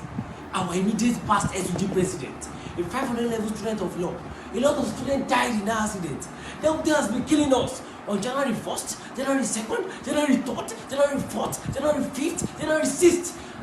There was accidents. There were accidents, and it was from Dangote trucks. Every day by day, Dangote truck is killing us in Akumba. Dangote truck in power. Please help us to tell them. Help us to tell him we do not want any Dangote truck in Akumba Ikare Road anymore. Dangote is using our blood. Dangote is killing us. We do not want any Dangote truck again. And Dangote should come now to be responsible and take charge and help to compensate heavily those that were involved in that accident, those that died and those that are still in the hospital. We have people at FMC, Federal Medical Center, or we have people at Inland Hospital Ikare, we have people at General Hospital Ikare, we have people at General Hospital Iwaroka, and Dangote has not even made any comment, not even a condolence message from him. This is very brutal, and we will not take it. We will not take it. Dangote has killed all our leaders. Dangote has killed all our people, future governors, future teachers, medical doctors, politicians. Please help us to tell Dangote that if care is not taken, if we do not do the needful, we are coming for him. We are still burying our comrades, but we are coming for him. These are the demands we are asking him to do. One, his trust. We must never see his trust in Adekunle Ajayi University again. Secondly, all the victims in the accident must be compensated. Not only compensated, must be compensated handsomely. All our student union shuttles that has been vandalized during this incident, that has been destroyed during this incident. Our ambulance our student union boss, the properties was destroyed. Dangote, we are not pleading, Mr. Dangote, we are just giving you an ultimatum. We have trouble, and if you want our trouble, federal government will see, state government will see. Dangote, we are telling you now. If you have this thing here,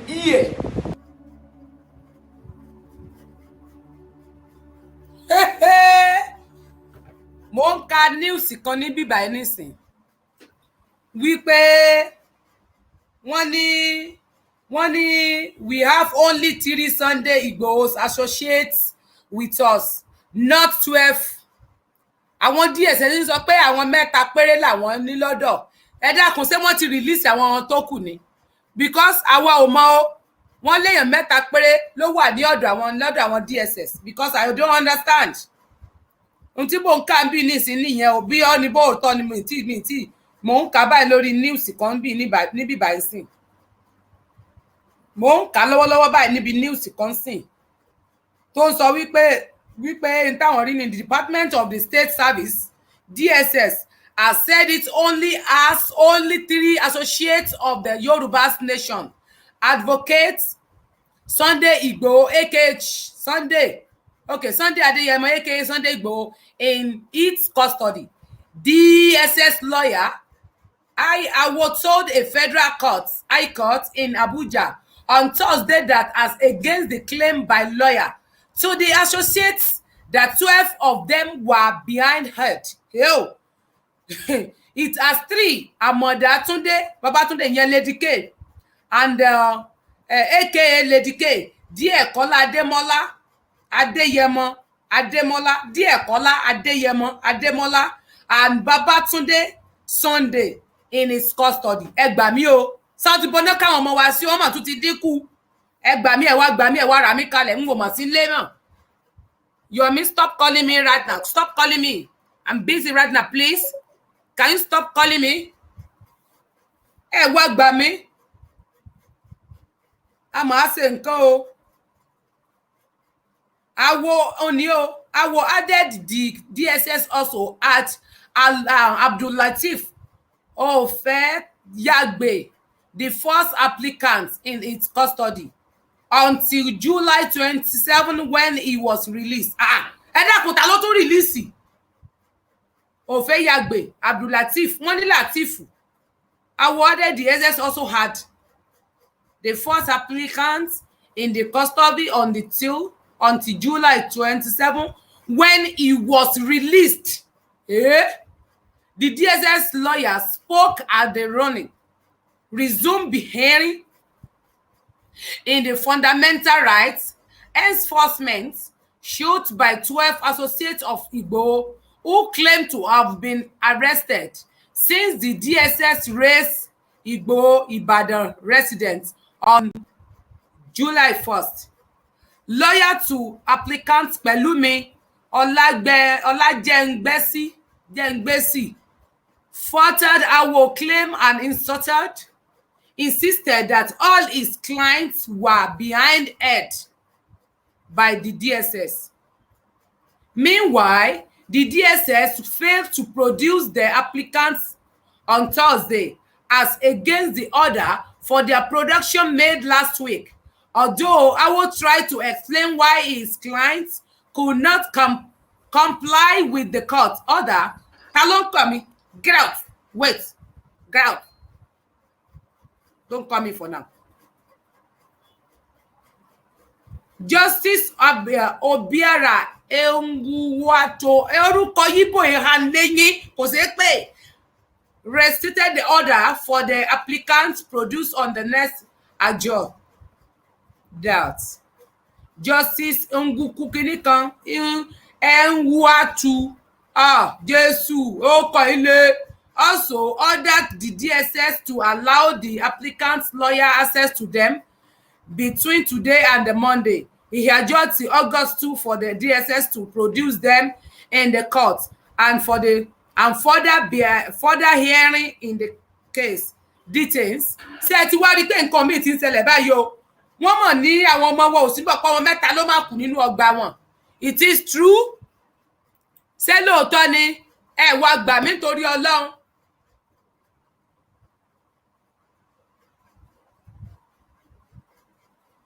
Ọlọ́run ṣe ẹ̀ lè deny wọn.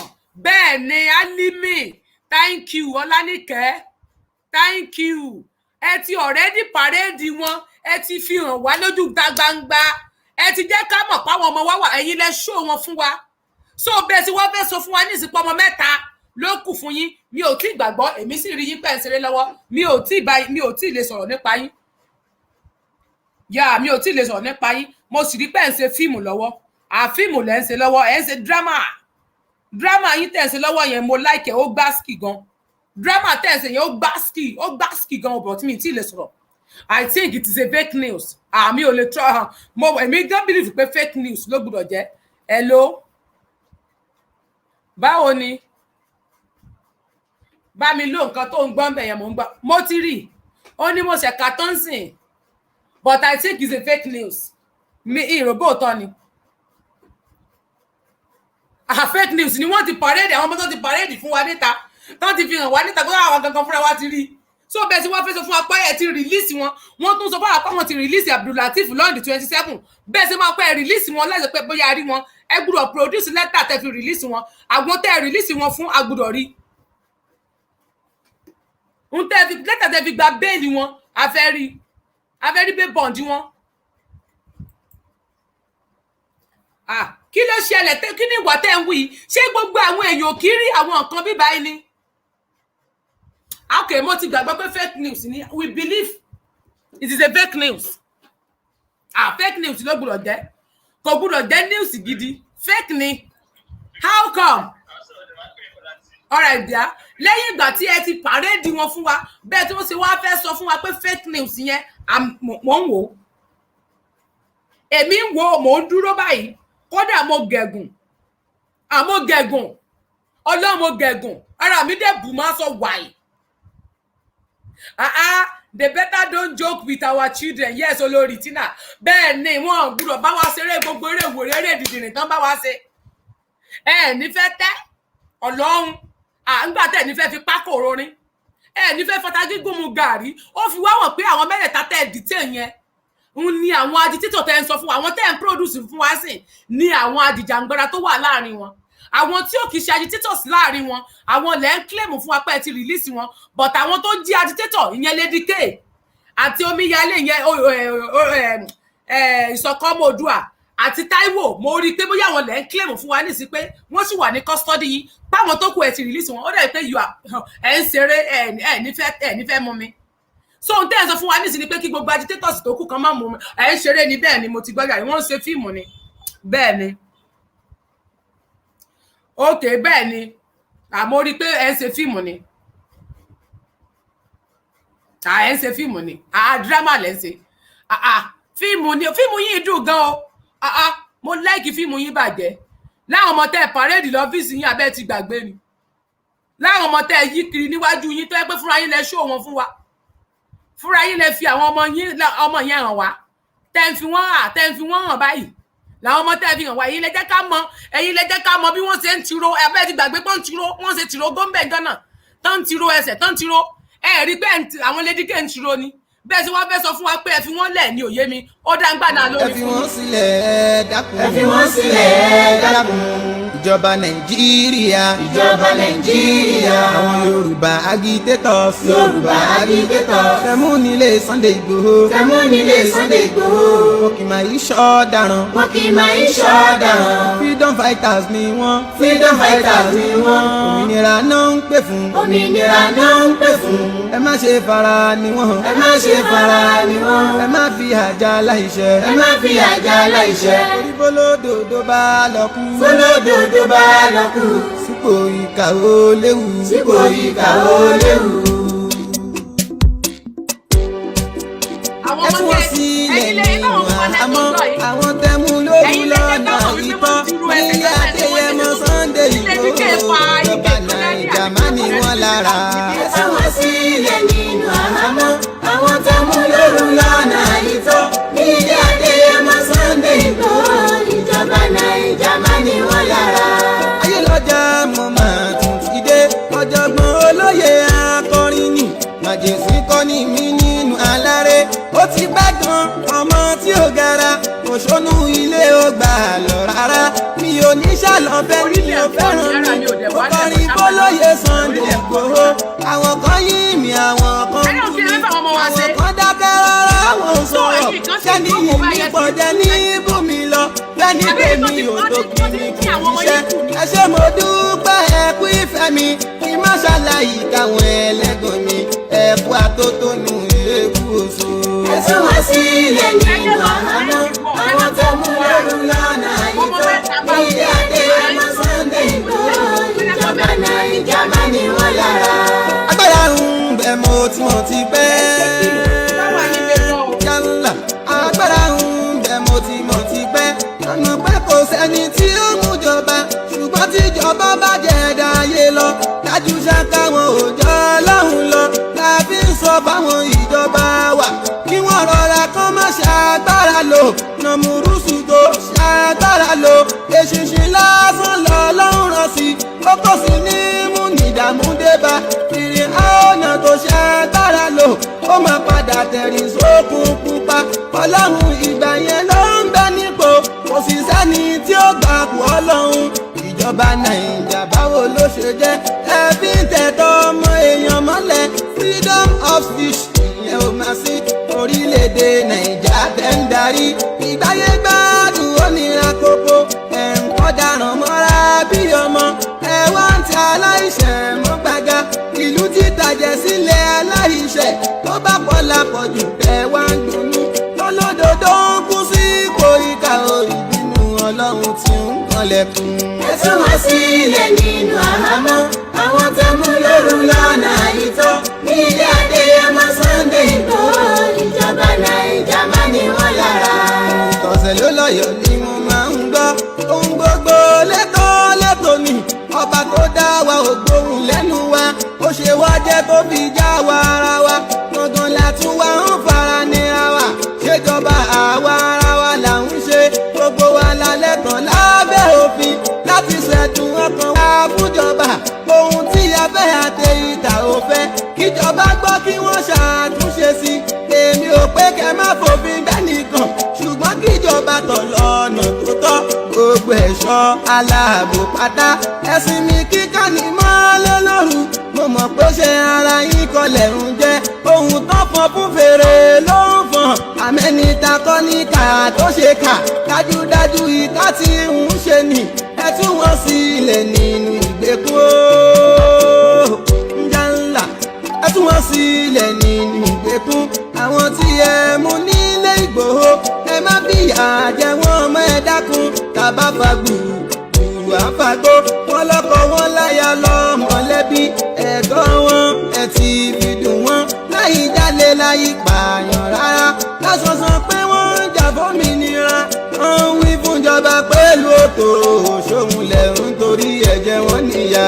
ẹ tún wá sí ilé nínú àhámọ́ àwọn tó mú lóru lọ́nà ìtọ́ ní ilé adé ọmọ Sunday Igboho ìjọba Nàìjíríà má ní wọn lára.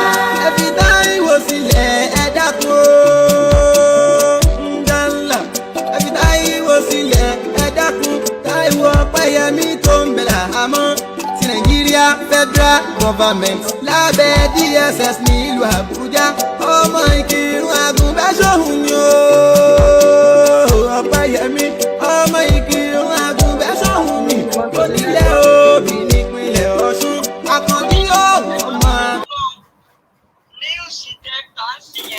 Ẹ má jẹ́ ká fi gbogbo ara sọ pé fake ni o. Tọ́. Bí wọ́n ṣe deny ìgbà tí wọ́n pa àwọn èèyàn ní Lẹ́kí tó gé. Bẹ́ẹ̀ ni o. Àǹdarí tì ní tara àwọn èèyàn tó pa wọ́n dẹ̀ deny yẹn. Nítorí tọ́lọ̀ ẹ jẹ́ ká tètè pariwo síta o. Ẹ jẹ́ ká tètè find out o. Lórí àwọn pípò yìí wọ́n burú gan o. Mo tọ́ ni. Wọ́n gbọ́dọ̀ sọ pé mẹ́ta àgbọ̀gbọ́dọ̀ bọ́ sípò onígbọ̀dọ̀ àwọn yòókù wà. Ẹ dákun ẹ jẹ́ ká tètè wádìí ká tètè pariwo síta o. Ẹ má jẹ́ kí iṣẹ́ pẹ́ lórí ẹ dákun torí tọ́lọ́run o. Mẹ́ta kẹ̀ lẹ́yìn ìgbà tán pàrẹ́dì ó lè pé àwọn ọba ẹ wo á bẹ́tà kó jẹ́ pé àwọn ọba aládé kan lọ rè fún bẹ́ẹ̀ bá mọ ní inbox àwọn ọba yín ẹ jù fáwọn gómìnà yìí o àwọn ọmọ tí wọ́n kó kìí ṣe mẹ́ta o báwo ni ṣe máa lọ́mọ mẹ́ta òótọ́ ni òótọ́ ló sọ yàyà yóò dà fún ọ òótọ́ ni báyẹn ṣe ní Lẹ́kì nìyẹn tí wọ́n padà kúrò ó páwọn ọmọ òkú ọmọ méjì ló kú àbí báwo nìyẹn ṣe máa kú àwọn ọmọ tẹ́ ẹ sọ wípé àwọn ọmọ tó wà ń bẹ́ẹ̀ mọ̀ wọ́n ẹ jọ̀ọ́ má pè mí sórí WhatsApp nẹ́tíwọ́ọ̀kì mi ti lò mi ò gba WhatsApp kọ ẹ pè mí sórí imo Telegram ẹ bá wà lórí Telegram ẹ pè mí síbẹ̀ àbórí imo kí ló ṣẹlẹ̀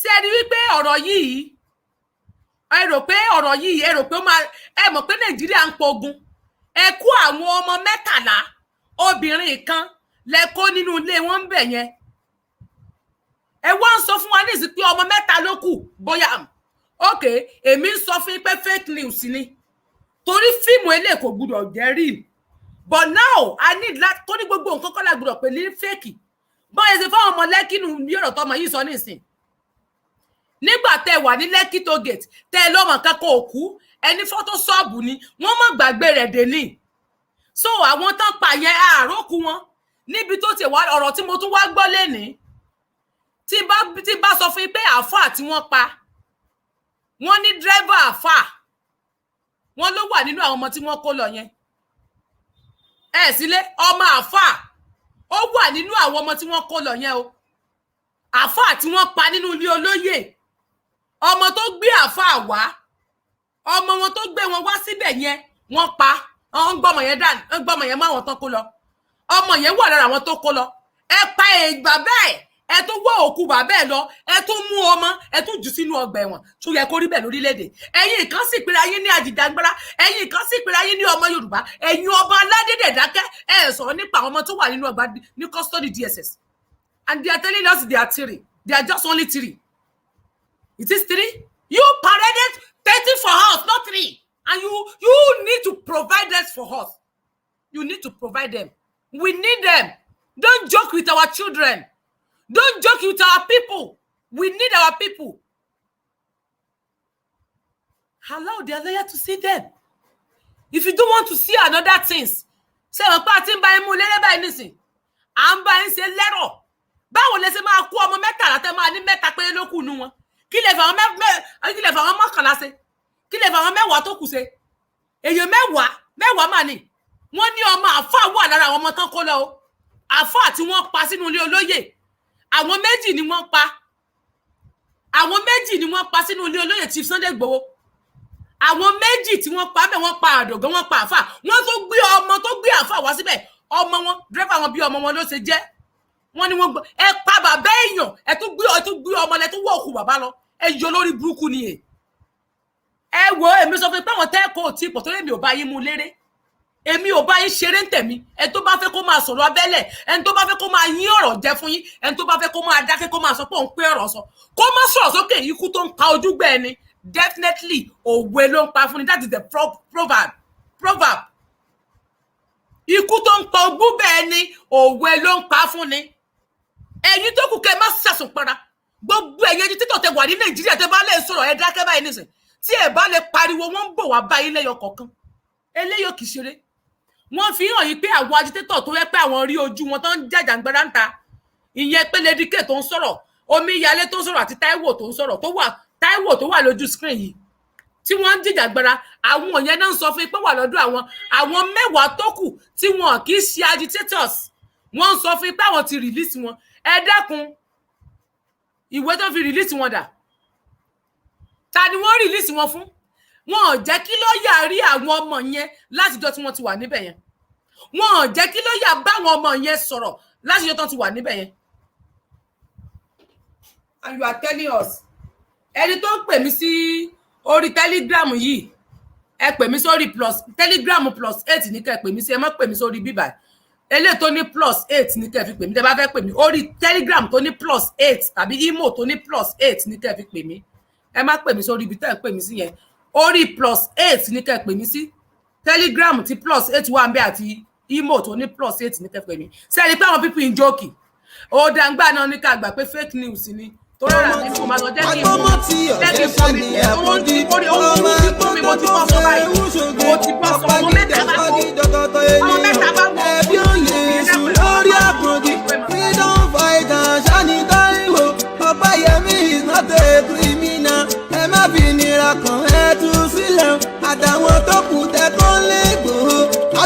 Látìfù ò fẹ́ yàgbé àmọ̀dá Babátúndé lédìké Tajudeen ẹ̀rín ẹ̀yẹ bí Ẹ̀kọ́lá Adémọ́lá lára wọn alias DSS nílùú Àbújá ọmọ ìkírun Àgùnbẹ́sọ̀hún ni ó Ọpẹ́yẹmí ọmọ ìkírun Àgùnbẹ́sọ̀hún ni onílẹ̀ Òbí nípínlẹ̀ Ọ̀ṣun àbáni ọmọ agbọ́mọ tí ọ̀jẹ̀ ṣáni àpọ́njú ọmọ agbọ́tọ́ tó fẹ́ wúṣogbó ọ̀pá gíjà sọ́gí jọgọ́tọ̀ ènìyàn ẹbí ò lè sùn lórí àpọ́njú freedom fighter ṣáni báyìí Ọpẹ́yẹmí is not a criminal ẹ má fi nira kan ẹ tú sílẹ̀ àtàwọn tó kù tẹ́kọ́ lé gbòó Látìfù ò fẹ́ yàgbé àmọ̀dá Babátúndé lédìké Tajudeen ẹ̀rín ẹ̀yẹ bí Ẹ̀kọ́lá Adémọ́lá lára wọn alias kékeré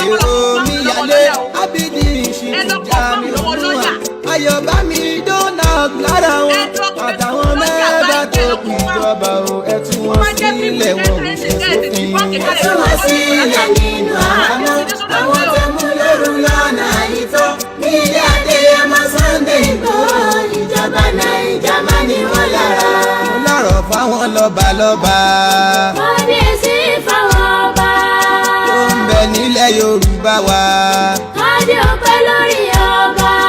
mo kọ́kọ́ kọ́ lọ́hùn ọba tó fi ń du ọba ẹni Ọlọ́run bá fi jọba nìkan ni yóò dépò ọba tó bá ṣe tán láti ọba kúrò lórí ipò ọba kò sẹ́ni tó lè mú dọba kábíyá ò sí olúwa ọba lẹ́yìn mo kọ́ lọ́hùn ọba mo ṣẹ̀ṣẹ̀ wá káwọn ọba lọ́ba olúwa mi sọ̀dọ̀ba aládé ní ilẹ̀ Yorùbá ìwọ̀n ẹgbẹ̀fà mo sún wọ́n bá lẹ́gbẹ̀dẹ̀ mo jìnnà sọ́ba torí arọ́ba fi lọ́ba ń pa àmọ̀ràn mi fẹ̀yìn ọba aládé ní ilẹ̀ Yorùbá ẹ rántí ikú Abíọ́lá tó ṣì ń fi àjẹ Yorùbá torí pé gbà yẹn àwọn ọba wọn ò tàbí ọlá lẹ́yìn ọba tí gbòó bá ṣẹ̀yìn ọba ẹ dáríjì gẹ́gẹ́ bí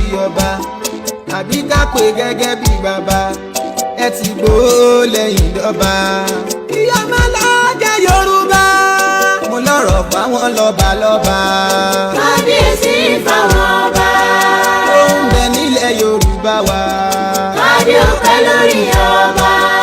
ikú bàbá yèyé ọba wa Aláàfin Ọ̀yọ́ wa ọmọ ikú ni bàbá wa tí ikú ó gbọ́dọ̀ pa ọba wa ọmọ àrùn ní ọba wa tárùn ó gbọ́dọ̀ ṣe bàbá wa Ọọ̀ni Ilé Ifẹ̀ ọba wa ẹni ìtàn bàbá wa Ọ̀jájá kejì ọba wa Olúbàdàn ọba wa Àkànmú Ajó Ògúngún ní Ṣọ̀wà àti gbogbo ọba Yorùbá ẹ má wò wọ́n níran ẹ dákun àwọn ọmọ tó relé ẹkùn tíjọba Naija fi sígbèkùn wọn kó sọ́wọ́ mẹ̀kùnmẹ̀kùn ẹ má fọwọ́ lẹ́ràn ẹ dákun àwọn ọmọ yóò má ní kó sígbèkùn ẹ bá ní yọ wọn lókùnkùn ẹ bá dẹrọ tẹ̀bí wọn àmọ́ pẹ̀kú bírú wọn ẹni ó bá sì nírú wọn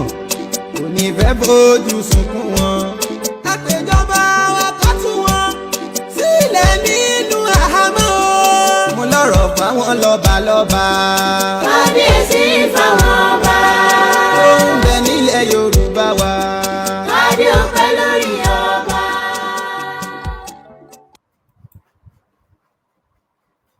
hello sir ẹ bá mi pe lọ́ọ̀yà Táíwò ẹjọ́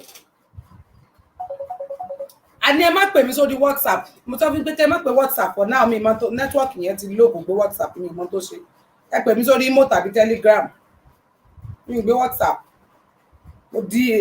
the release of the 12 detained has now become 3 with DSS despite parading all 12 ṣé kìí ṣe pé wọ́n ti finish àwọn ọmọ ọlọ́mọ. The Western world need to suffrage the nation from this monster. Media platform talk is this the way out of the massive rally all over the Europe, including the USA, Canada, to get the world leaders. Bẹ́ẹ̀ni, ẹ dákun èmi ò ní gbàfẹ́ léyìí o. Ṣé kìí ṣe pé nǹkan mi ti wà ńbẹ̀ o? Sọ̀rọ̀ ilé ẹ dákun ẹ̀yin tẹ́ wà ní global directory ẹ ṣe pé lọ́yà o. Kẹ́ ẹ kọ̀ǹfàmù tó wà lẹ́yẹ mọ́ sọ́dẹ̀rẹ́ o. Ọmọ mẹ́ta nínú ọmọ mẹ́tàlá bọ́ làwọn mẹ́wàá tó kù wá ẹ dákun ẹ gbà mí. Kìí ṣe àwọn ọmọ wa náà pàrẹ́dì nínú ọ́fíìsì wọn yìí ni. Ṣé kìí ṣe àwọn ọmọ lélẹ́yìn ni? Ṣé kìí ṣe àwọn náà wà káwọn kọ́nà jẹ́ ká mọ̀ pọ́n wọ́n ti rògbó? Báwo ló ṣe wá di ọmọ mẹ́ta?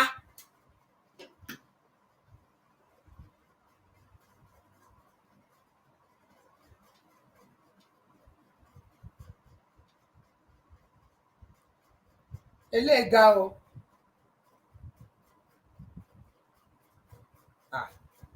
Eléyìí láòdù gan o. Ọmọ mẹ́ta báwo?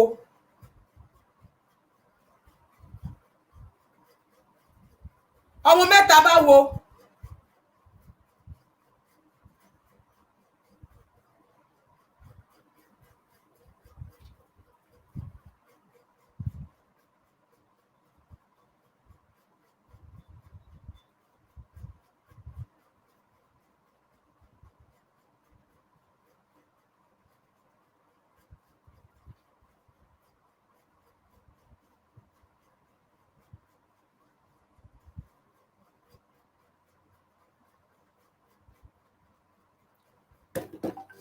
I need to go down right now. Mo ní láti kúrò because ó ti mú orí fọ́ mi báyìí. Ohun tó wà nílẹ̀ ó ti mú orí fọ́ mi. Ọ̀rọ̀ yìí ó ti mú agbárí, ó ti ń jẹ́ kórí máa ro mí. Ọmọ mẹ́tàlá ó di mẹ́wàá. Ó ga o. Ó ga o. Eléyìí tún láòdù kẹ.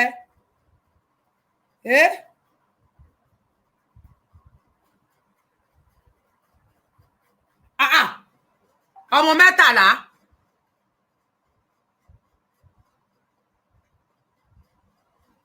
Ó ga o.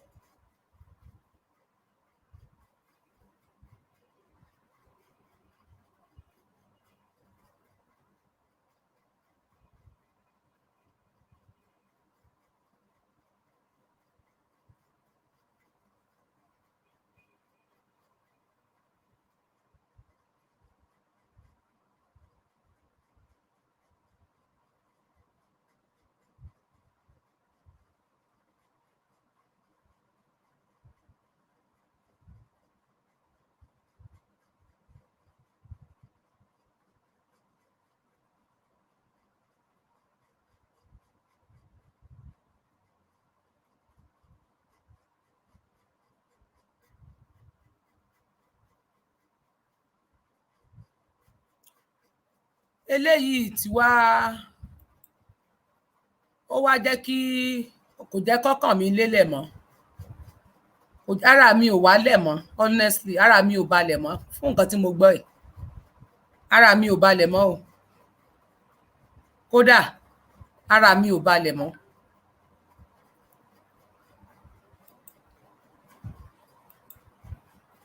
Compare leadership of President today, Buhari, with Obasanjo or anybody.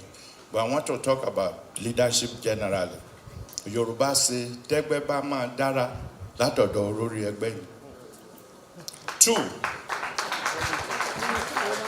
Two, talking metaphorically or figuratively. Teja ba ma baje latori lo ti nbere. The fish starts to spoil from the head. Our women know it. When they go to the market in the evening, they want to buy fresh fish. Once they open the gill, and it's green, they put it down. There are bad followers, but the leaders make the follower to be bad. I want to confirm that. In my adult life, Akilaja before you today, Akavik Nigeria Limited, whatever where they are, was because Chief Obafemi Awolowo made education free and compulsory in Ondo State.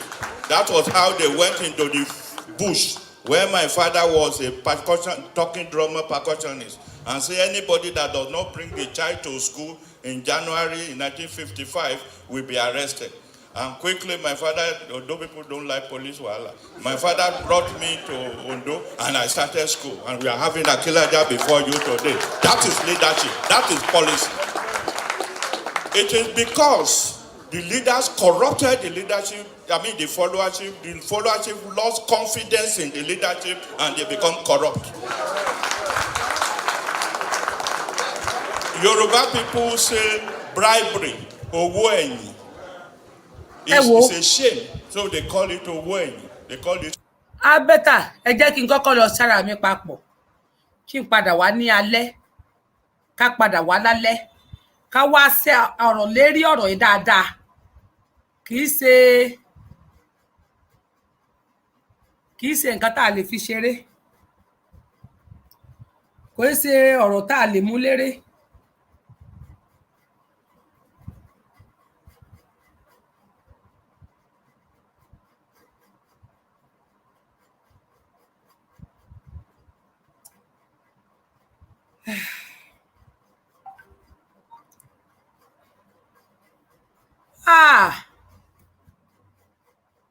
Ọmọ mẹ́ta. But today is owó wájú. A typical security man will tell you, you never settle me. If you settle a security man, can he arrest you if you are wrong? So, leaders corrupted the followership to the level that they don't have confidence in leadership and they are asking for their money on the day of election before they, even if they are going to suffer it tomorrow, they will say, oh yeah, I have gone to campaign, I'm a politician. Children of 6, 7 years, 10 years, a junk only. I gave them poster, they are asking me a junk only. If it has gone deep to that level, what is the future of Nigeria? That is my concern. Therefore, leaders from president to chairman of local government to governors. Ọmọ mẹ́ta.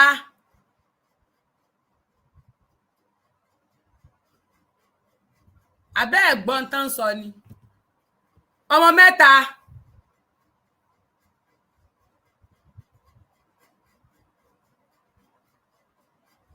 Ẹ dákun ẹ jẹ́ kí n sarajọ. Ẹ jẹ́ kí n lọ ṣèwádìí dáadáa. Kò gbúdọ̀ jèrè. Ẹ pàdé mi padà lálẹ́. Ẹ pàdé mi padà lálẹ́. Ọmọ mẹ́ta báwo? Ẹ dákun mọ́ jókì pẹ̀lú ọ̀rọ̀ tó wà nílẹ̀ yìí o. Ẹ̀yin global.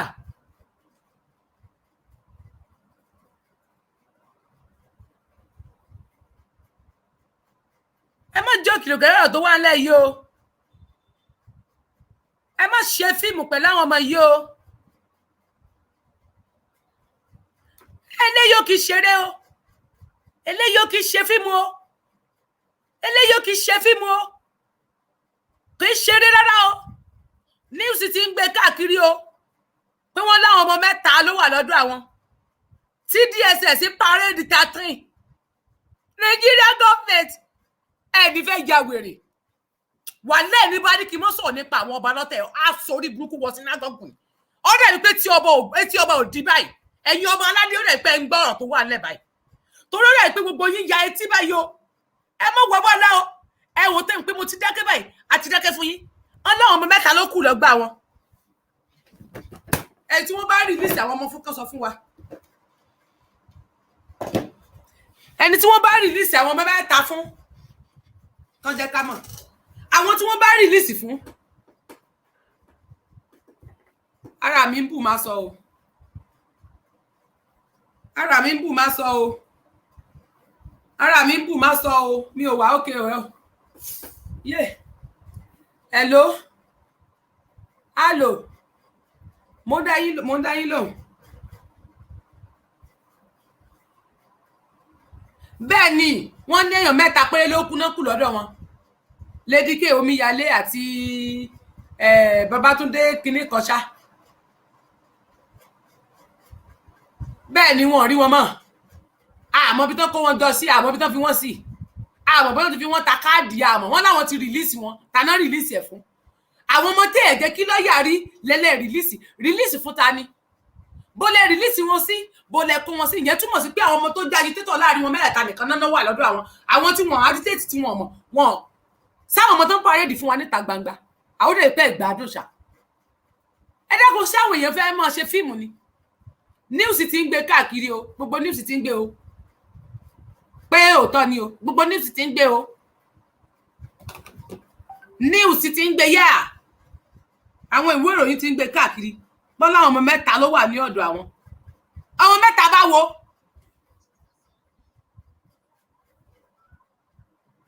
hello mo ń gbọ́ yín.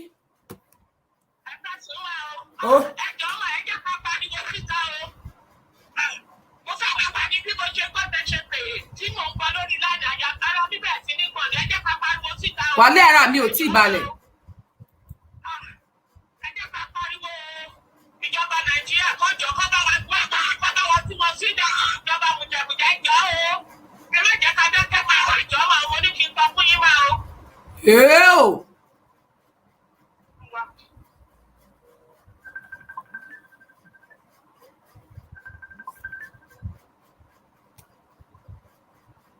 Hello. Mo ń dẹ́ lò.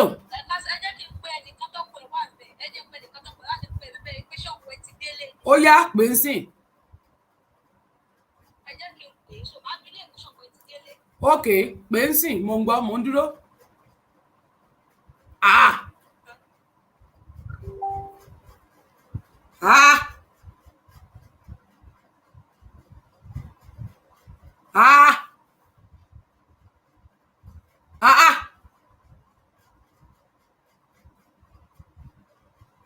Ah.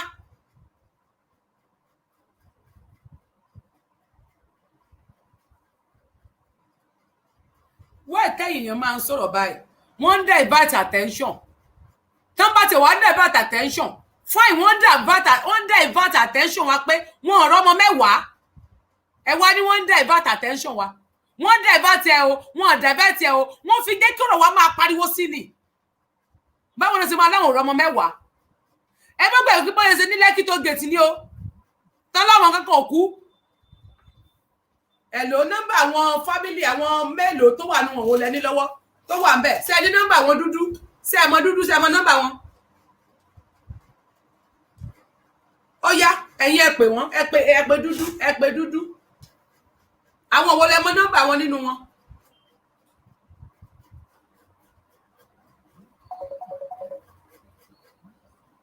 Ẹ dákun ẹ pè wọ́n. Ẹ wò wọ́n wò tó lọ́nà àwọn ti release wọn. Even Latif. Wọ́n lọ́ọ̀dì 27 làwọn release Latif. Ó yẹ ẹ check ẹ̀. Latif tán láwọn release lọ́ọ̀dì 27 yẹn. Tẹ́ ẹ bá ní nọ́mbà Latif lọ́wọ́ ẹ pè Latif. Ẹ pè wọ́n wọ̀ mọ́ ń dúró. Kódà mi ò ní kúrò ó dìgbà tẹ́ bá dé. Mi ní lọ ó dìgbà tẹ́ bá dé. Ọmọ mẹ́ta bá wo. Ẹ ń ṣe fíìmù, ẹ ń ṣeré. Ọmọ mẹ́ta péré mà ní. Mẹ́ta 3 bọ́wọ́ ni mẹ́wàá wà 10 ṣe ń gbádùn ṣá. Láwọn ọmọ tẹ́ fi hàn wá. Ẹ wá ní wọ́n ń divert attention. Attention kọ́ leléyìí. Attention náà lórí ọ̀rọ̀ Yorùbá ló máa jẹ́. Tó bá yẹ pé wọ́n fẹ́ máa fi àwọn ọmọ wa jókòó tí àwọn ọba wa dẹ̀ máa ranjú lẹ̀ bí ojú olúndù. Táwọn ọba máa dákẹ́ tí gómìnà máa dákẹ́ tí ẹ́dẹ́sì máa dákẹ́. Tẹ́ wá ní ká mú sọ̀rọ̀ nípa ọba mọ́. Ṣé ẹ ti rí ní ìsìn báyìí? Àwọn ọmọ mẹ́ta nánà kú bẹ̀ yẹn. Ẹ ti gbà pé àwọn òbí kan náà bí wọn. Ọmọ tí wọ́n ná mú tó jí ọmọ àfáà tí wọ́n pa bàbá ẹ̀ tán lára wọn, wọ́n níjọ́ kejì ní ọmọ yẹn bímọ. Ọjọ́ kejì tí wọ́n pa àfáà ní ọmọ wọn tí wọ́n mú tó gbé bàbá yẹn wá bẹ̀ yẹn ló bí ọmọ. Kò tí ì fojú rí bàbá ẹ̀. Wá ìtẹ́yẹ̀ èèyàn burú. Àdògán tí wọ́n pa ọmọ oṣù márùn lọmọ ẹ̀ lónìí tó kéré jù nú àwọn ọmọ rẹ̀. Ọmọ oṣù márùn. Ẹ wá ń ṣe fíìmù. ṣe gbádùn ṣá.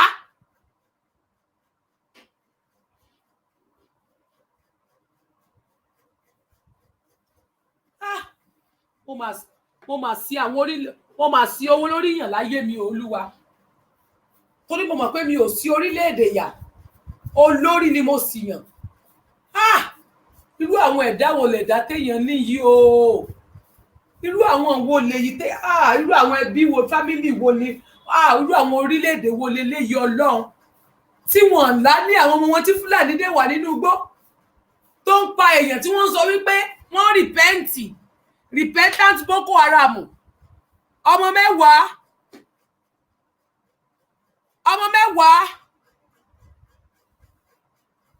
they must be a joker honestly ó dàbí pé fíìmù lẹ́ ń ṣe lọ́wọ́ hello. ẹ jọ ẹ jẹ́ ká pariwo síta o ẹ jẹ́ ká pariwo síta o èèyàn lè fi kíní yóò kì í ṣeré o ẹ jọ o because tẹ bá jókòó tẹ bá ronú ṣe mọ̀ pé lọ́ọ̀yà yẹn ní kóòtù lẹ́nìí ó sọ fún pé kó gbé àwọn ọmọ yẹn wá against Monday náà ìgbà tí lọ́ọ̀yà sọ̀rọ̀ tó sọ̀rọ̀ tán lọ gbé ní ìsìn jáde kẹ jókòó kẹ ronú gbogbo ìgbà táwọn lọ́ọ̀yà ń lọ sí ọ̀dọ̀ wọn ò fẹ́ kọ́ rí wọn ó ní rí sí ni o tó torí ẹ̀ ló ṣe gbé ní ìsìn yẹn jáde lẹ́nìí tí wọn láti pariwo sókè kí gbogbo àgbáyé kó gbọ́ o.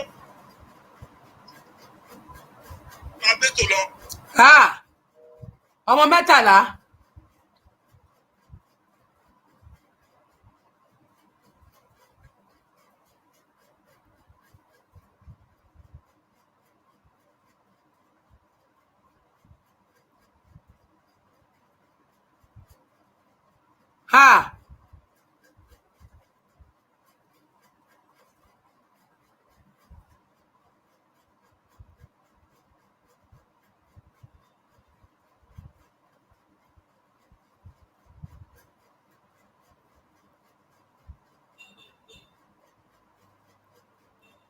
Ọmọ 13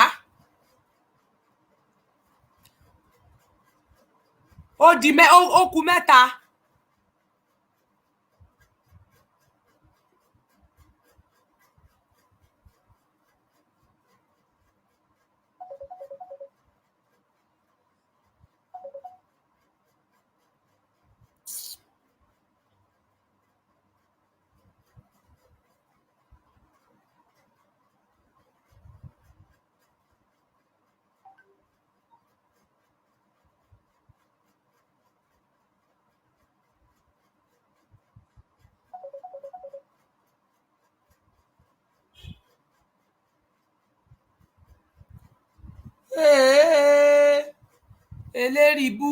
Elérìbú ni gbogbo wọn ọlọ́run.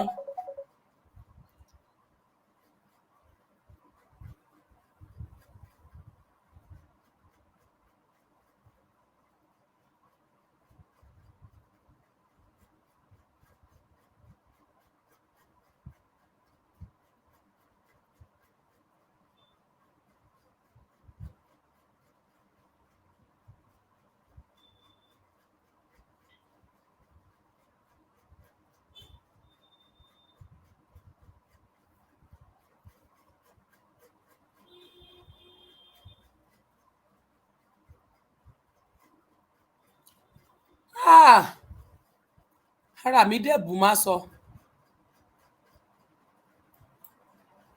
Ara mi bù má sọ o. Eléyìí ò yé mi mọ́ o. Ẹ̀yin ọba wa eléyìí ò yé mi mọ́ o.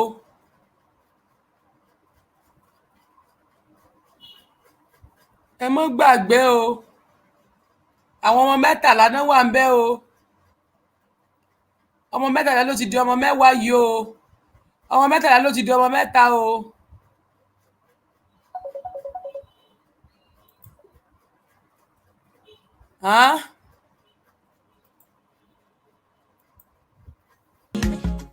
Ẹ dákun ṣe ń ṣe fíìmù ni ṣe eré lẹ pé ọ̀rọ̀ tó wà nílẹ̀ yìí wọ́n rí odidi ọmọ 10. Ẹ wo ọmọ ológo ń padà bọ̀. Ẹ jẹ́ ara mi kọ́kọ́ ń gbọ̀n bí mo ṣe wà ọpọlọ mi ti sá lọ orí ti ń ro mi ojú ti ń fọ́ mi tí n bá sí kámẹ́rà fún ọ wàá mọ̀ pé ojú fọ́ mi orí ń fọ́ mi wo ọtí lójú mi bó ṣe pọ́n ojú mi pọ́n hello ojú mi ti pọ́n hello kí ló wí.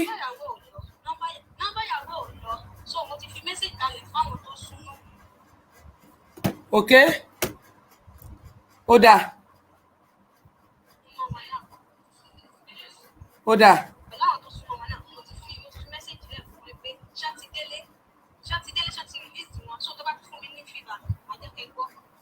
ok ẹ ló ṣe ẹ ti rí wọn bá sọ̀rọ̀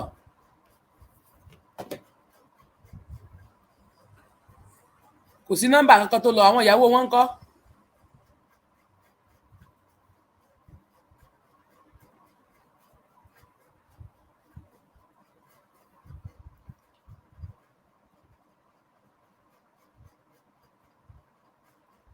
ok ẹ ṣeun ó rà pé ọ̀rọ̀ tẹ́yìn sọ ń bì báyìí ẹ lè bìlífì ọ̀ǹtì tó bá tó sọ̀rọ̀ bóyá òun nìkan ló ní òótọ́ ọ̀rọ̀ lẹ́nu tẹ́ fi sọ pé ẹ lè bìlífì ọ̀ǹtì tó bá tó sọ̀rọ̀ ọ̀ǹtì tó bá tó sọ̀rọ̀ ẹ lè bìlífì so òun nìkan ló lè sòótọ́ ọ̀rọ̀ kan lẹ́ẹ̀ sọ fún wa yẹn. Get out.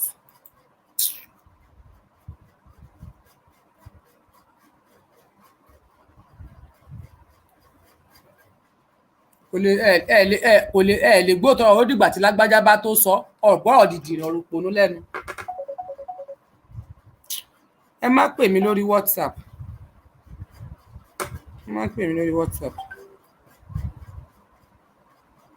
ẹ jẹ́ kí n padà wá ẹ̀yin èèyàn mi ẹ pàdé mi lálẹ́ ẹ farabalẹ̀ kẹ́ pàdé mi lálẹ́ ojú mi gan ti pọ́n ojú mi ti ń wa mi ò gẹ́ tara mi mọ́ honestly mi ì gẹ́ tara yẹn mọ́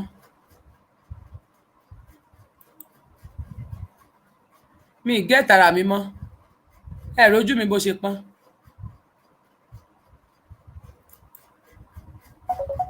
ta ló ń pè mí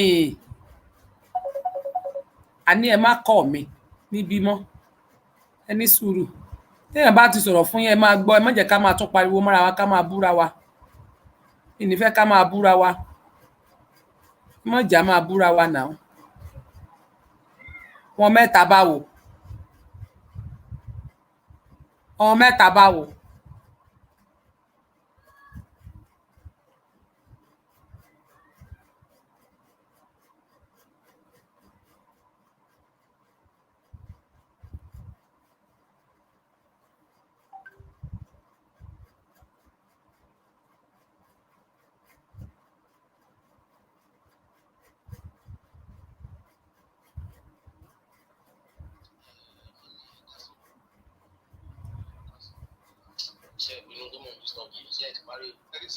nígbà tí wọ́n sọ wípé èèyàn mẹ́ta ni làwọn kó nínú ilé olóyè because àmì yẹn wá fẹ́ dá wàhálà lẹ́bàá nílẹ̀ Yorùbá but wọ́n ní kí wọ́n kọ́ béèrè lọ́wọ́ yín náà pé kí ni nǹkan tẹ́ rí sí i nígbà tí pípa jẹ́ ní pípa gbé pé èèyàn mẹ́ta ni làwọn kó nínú ilé olóyè tó jẹ́ pé gbogbo wa láti ojú rí lálẹ́ tó ṣẹlẹ̀ wípé èèyàn 12 ni wọ́n kó èèyàn 15 náà kó wọ́n dá àwọn mẹ́ta padà ó kọ àwọn 12 so ní ìsìn náà wọ́n sọ pé èèyàn mẹ́ta ni àwọn kó nínú ilé olóyè kí ni nǹkan ìgbésẹ̀ wulẹ̀ yín ló pa lè gbé kí ni nǹkan tẹ́ rí sí ẹjọ́ ẹ dákọ̀ reply mi so that màá lè mọ nǹkan tí mo fẹ́ sọ fún yín.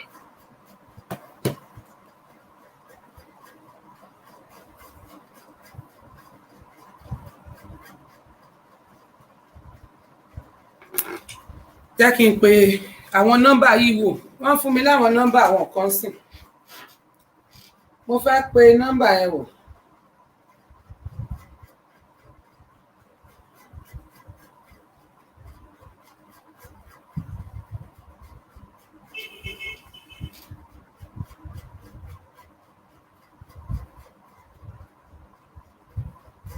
àti tẹ́ bá sà fún wọn lẹ̀ wọ́n á sà fún wọn ní nọ́mbà wọn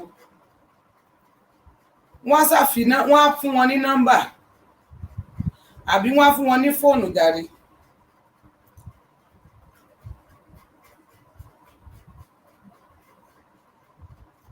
ẹ jẹ́ kí n pe nọ́mbà àwọn tán fún mi yìí wò direct.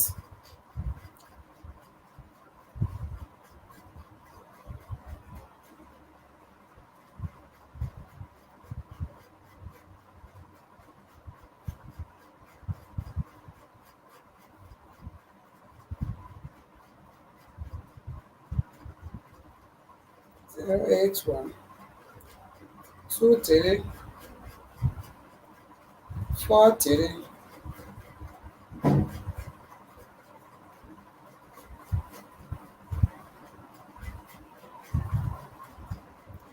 82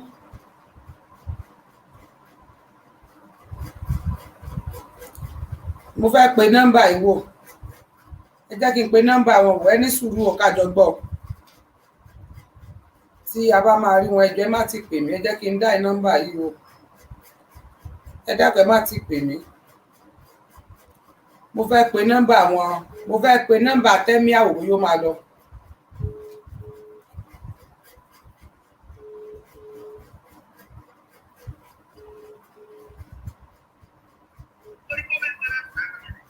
Hello. Hello. Hello. Hello. Ẹjọ́ ta ni mo Emia ni mo bá sọ̀rọ̀ yẹn. Emia ni mo fẹ́ bá sọ̀rọ̀. Ẹni tó ní nọ́mbà yìí ni mo fẹ́ bá sọ̀rọ̀. Kazeem Adérìnọlá ni mo fẹ́ bá sọ̀rọ̀. Nẹ́tíwọ́ọ̀kì ni mo fẹ́ bèrè Emia ni wọ́n náà ti release Emia ṣé lóòótọ́ ni àbírọ́.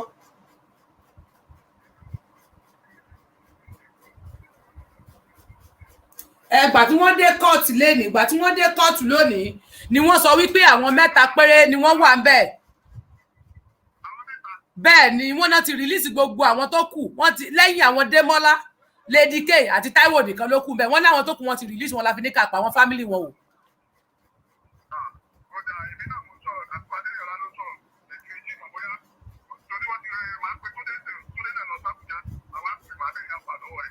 Ok ẹ pè wọ́n ẹ confirm ẹ jẹ́ ká mọ̀ Tẹ́ni ọmọ ológo ló sọ̀rọ̀ o. Bẹ́ẹ̀ ni.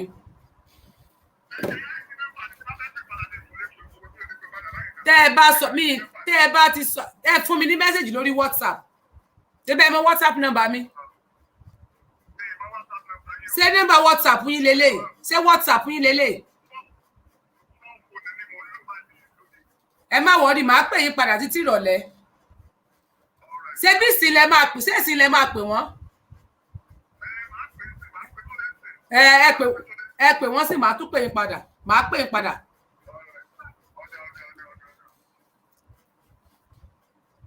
DSS ṣé ń ṣe fíìmù ní abẹ́ ìṣeré ó dáa ẹ jẹ́ kí n tún pe àwọn ẹlòmíì wò ẹ jẹ́ kí n tún pe àwọn ẹlòmíì wò á tún pa àwọn ẹlòmíì wò àwọn fámìlì wọn náà ni màá pè àjọ máa gbọ́ wọn ni ẹ jẹ́ kémi náà pè wọ́n ẹ jẹ́ kí n pè wọ́n kájọ máa gbọ́ wọn.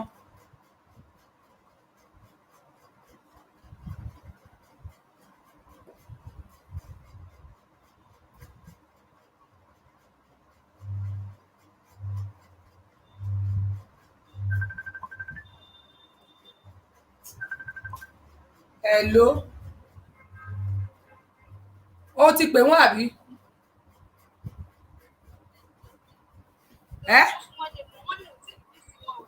Èmi mo ti pè àwọn tó mọ Emia family àwọn Emia ń sìn wọ́n ní wọ́n ti release wọ́n ní wọ́n ti release ẹ̀.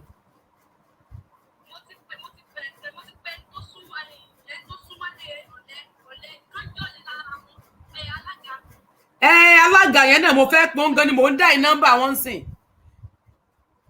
wọ́n ní wọ́n ti ṣé nọ́mbà ìyàwó ẹ̀ ti lọ.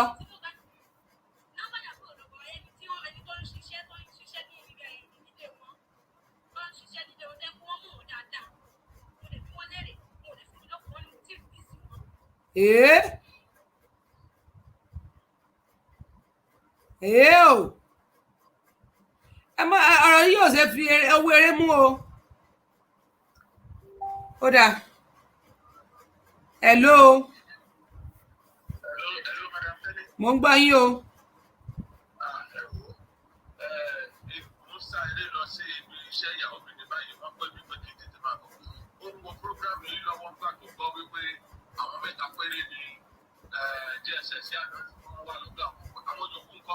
Àbí?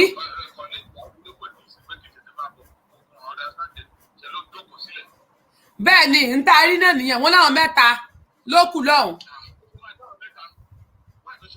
òun náà ni òye wà.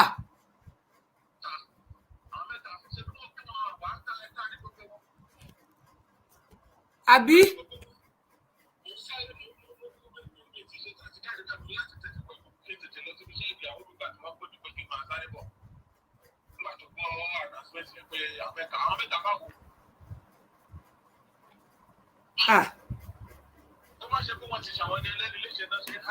That is why ẹ̀rí àwọn ọmọ Yíbò wọ́n ń sun ẹkún lánàá ni wọ́n ní wọ́n gbé Nnamdi Kanu sílẹ̀ níjẹta wọ́n ní ṣé kìí ṣe pé wọ́n ti pa Nnamdi Kanu wọ́n ń sunkún ni pé wáyé tí wọ́n provide Nnamdi Kanu fáwọn wáyé tí wọ́n gbé Nnamdi Kanu wá sí court ṣebí wọ́n gbé Chief Sunday Igboho wá sí court wáyé tí wọ́n gbé àwọn ọmọ yẹn wá sí court wáyé tí wọ́n gbé Kanu wá sí court release àwọn ọmọ fún wa odidi ọmọ 10 àwọn 3 tán dárúkọ yẹn gan bóyá lọ́nà náà pa bóyá kò sọmọ kan lọ́dọ̀ wọn.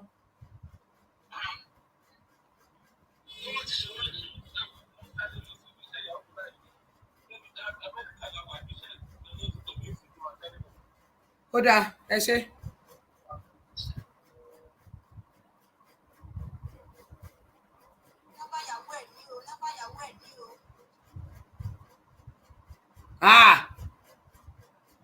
ó dáa jẹ́ kí n pe ẹni tí mo jẹ́ kí n pe Afusat Adépọ̀jù jẹ́ kí n pe ẹlòmíì ọtìpọ̀ alága lòun ò rí ìyàwó àbọ́kọ rẹ̀.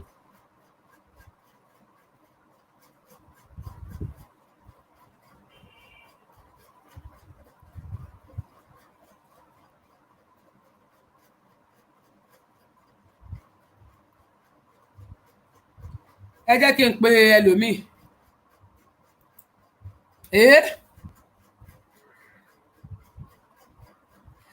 because ẹ ń bẹ̀rù ikú ẹ máa ní wọ́n ń kógun wá àwọn agitator tó wà nílé òyìnbó náà ń kógun jàlú o àwọn ará diaspora náà ń ba Yorùbá nation jẹ́ o ṣé agitator ló ba Yorùbá nation jẹ́ àbẹ́yìn fúnra yín lẹ̀ bá yí ara yín jẹ́ báyìí ṣe ti wá rí nísìn ẹ̀yin lẹ̀ ń kógun sógun ti wọ̀lú yín àbí ò ti wọ̀lú báyìí nísìn orí mi ti ń gbóná orí mi ń lago báwo lẹ ṣe máa sọ fáwọn ọmọ pé àìrá àwọn ọmọ wa mọ́ àwọn ọmọ wo lẹ rìlíìsì sí àwọn wo lẹ filẹ̀ àwọn wo lẹ fi lẹ fà wọn mọ́lẹ̀ fún ẹ fà wọn mọ́lẹ̀ lẹ rìlíìsì àwọn ọmọ ṣe gbádùn ṣá.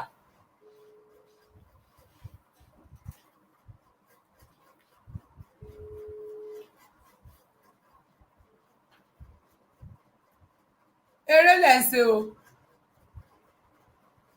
eléyìí ò gbé kọ́ o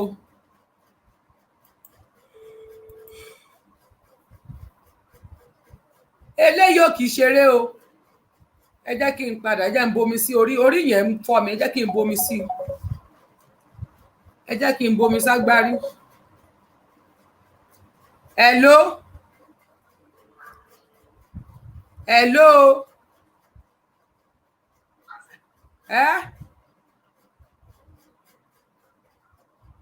sálàáfíà ni o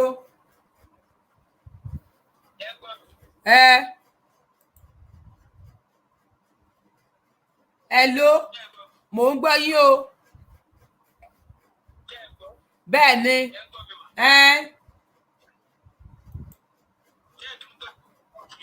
rárá mò ń gbọ́ yín ẹ má sọ̀rọ̀.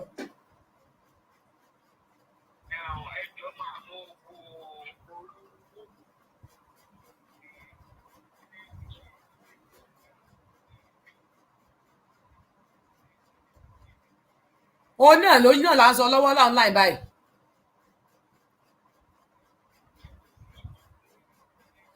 àwọn ti ń pa àwọn lọ́ọ̀yà tó wá ń díẹ̀ náà ti pè wọ́n bí wọ́n ṣe wá provide láwọn ọmọ tó parade fún wa online àwọn ọmọ tí wọ́n parade fún wa ìwọ tó bá ní fídíò yẹn dẹ́kun bá ń send rẹ̀ sórí WhatsApp mi láwọn ọmọ tí wọ́n parade fún wa online àwọn ọmọ tẹ́ fi wọ̀n wá online bẹ́ẹ̀ sì wọ́n fẹ́ sọ ọmọ 13 di ọmọ 3 mọ́ wa lọ́wọ́ ọmọ 3 lẹ kó nínú ilé olóyè ọmọ 3 òṣùwò lẹ kó nínú ilé olóyè ọmọ 13 lẹ kó nínú ilé olóyè ẹ dẹ̀ parade àwọn ọmọ fún wa mo ń lọ rè wá fídíò yẹn wá channel television come out.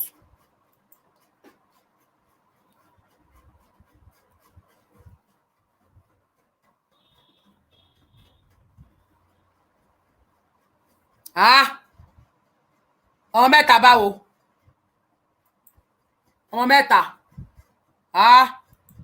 ẹ̀kọ́ ọmọ mẹ́fẹ̀ẹ́ lọ́mọ mẹ́ta lẹ́kọ́ mi ìrò bẹ́ẹ̀ gbádùn ṣá mi ìrò bá láàfíà wà nù ayé yín ó dàbí pé ẹ fẹ́ tún kú sí so ohun tẹ́ ń wá ni pé gbogbo àwọn agitator ní kẹ́ wá pa lẹ́yọkọ̀ ẹ fẹ́ pa wá lẹ́yọkọ̀ kan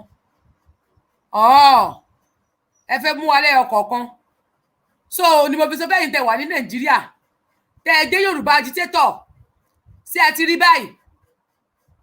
rí báyìí pé kẹ́ ẹ má ṣàsùnpara kẹ́ ẹ mọ̀ pé ewu ń bẹ ní oko ló ń gẹ́ kẹ́ ẹ lè mọ̀ wípé ní ó gẹ́ gangan fúnra rẹ̀ gangan ewu ni. Báwo níjọba Nàìjíríà ṣe máa provide ọmọ mẹ́ta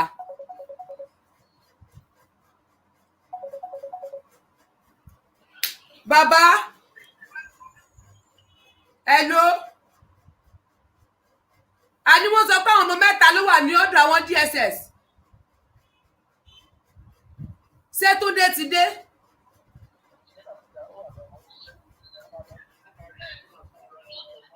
àní wọ́n sọ wípé ọmọ mẹ́ta ló kù lọ́wọ́ wọn láwọn ọmọ mẹ́ta lọ́ọ̀yà ló ń sọ̀rọ̀ sí wọn láwọn mẹ́ta wọn DSS kọ́ ọmọ mẹ́ta làwọn kó news ti ń gbé kiri.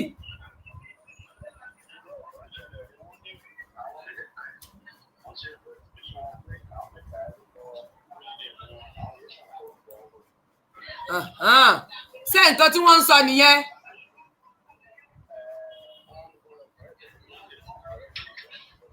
wáì tí wọ́n wá change ẹ̀ ìgbẹ́ tí ń gbọ̀n mi mo ti ń yàgbẹ́ tí orí mi báyìí mo ti darí orí tí ń fọ́ mi ìgbẹ́ tí ń gbọ̀n mi mo ti ń sun sára àwọn èèyàn ti kú wọ́n ti kú mà kan náà pè mí l'Amẹ́ríkà sí wọn níyàwó ẹ̀ ti dáhùn kalẹ̀ lẹ̀ níbi iṣẹ́ lọ́kọ́ pè mí nìsí pé ọkọ sáré pè mí.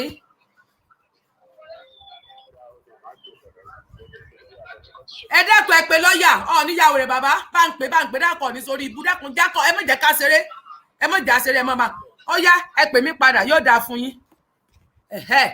wọ́n ti pè wọ́n nísìnyí wọ́n ti pè mí wọlé wọ́n ní nǹkan tí wọ́n ń sọ ni pé àwọn mẹ́ta ni wọ́n kọ orúkọ wọn dáadáa páwọn mẹ́ta ni wọ́n kọ orúkọ wọn dáadáa tán kọ rí nèmú wọn wípé àwọn tó kù pé wọn kọ rí nèmú wọn pé wọ́n wá ní pé kán lọ tún kọ kí wọ́n gbé wọn padà wá ní ọjọ́ Monday ṣùgbọ́n èmi tún ti sọ fún pé kán jẹ́ kán lọ rè ṣe o torí tó bá pè nǹkan tí lọ́ọ̀yà sọ nìyẹn kán lè bá a kọ̀ǹfàmù kán bá a kọ̀ǹfàmẹ́ǹtò rẹ̀ torí pé ìgbẹ́ ti ń gbọ̀n mí mo ti ń yàgbé olómi báyìí inú mi ti ń pọ̀pọ̀ gbúrúgbúrúgbúrú inú mi ti ń pọ̀pọ̀ odidi ọmọ mẹ́wàá àárá o ọmọ mẹ́wàá tán yányán rárá wọ́n gbúdọ̀ provide ọmọ wa tán ń tán sọ ń sìn ni pé wọ́n nírọ́ ni wípé ọmọ mẹ́wàá wípé láwọn mẹ́ta ni wọ́n kọ rí nèmú wọn sí wa pé ni wọ́n kọ rí nèmú wọn tó pé mo ti rí punch báyìí mo ti rí báyìí ìwà upload sí rẹ̀ mo tún fẹ́ play rẹ̀ fún ìjọba location 419 mo fẹ́ play video yìí torí ìjọba location 419 kẹ́ mọ̀ fún wa ní fíìmù o tó bá péré lẹ́sẹ̀ kẹ́ ètè mọ fíìmù tẹ́ ẹ bá ń ṣe o tó bá péré òótọ́ fíìmù lẹ́sẹ̀ ẹ má ṣe fíìmù o ẹ má ṣe fíìmù fáwa o. ok hello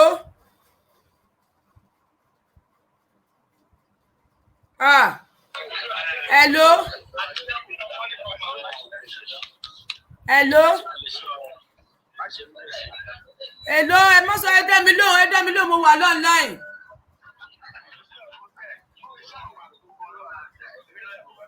ok ẹ ti bá lọ́ọ̀yà sọ̀rọ̀ àbí. ok orúkọ ni kì í ṣe wípé àwọn ọmọ rí wọn.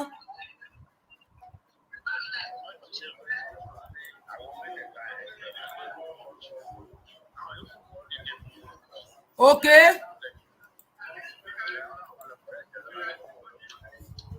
ok torí pé wọn kọ́ rí nèmú wọn ní dáadáa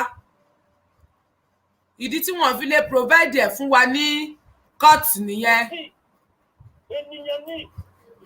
ṣé ẹ ti gbọ́ so ẹ lọ rẹ mutí o ẹ̀yin tẹ́ ń gbéwé ìròyìn ẹ̀dẹ́gbẹ́ mọ́ fún wa lápá tẹ́sán o ẹ má fún wa lápá tẹ́sán ọ̀rọ̀ ẹ ṣeun ọ̀rọ̀ wọn ò gbére o.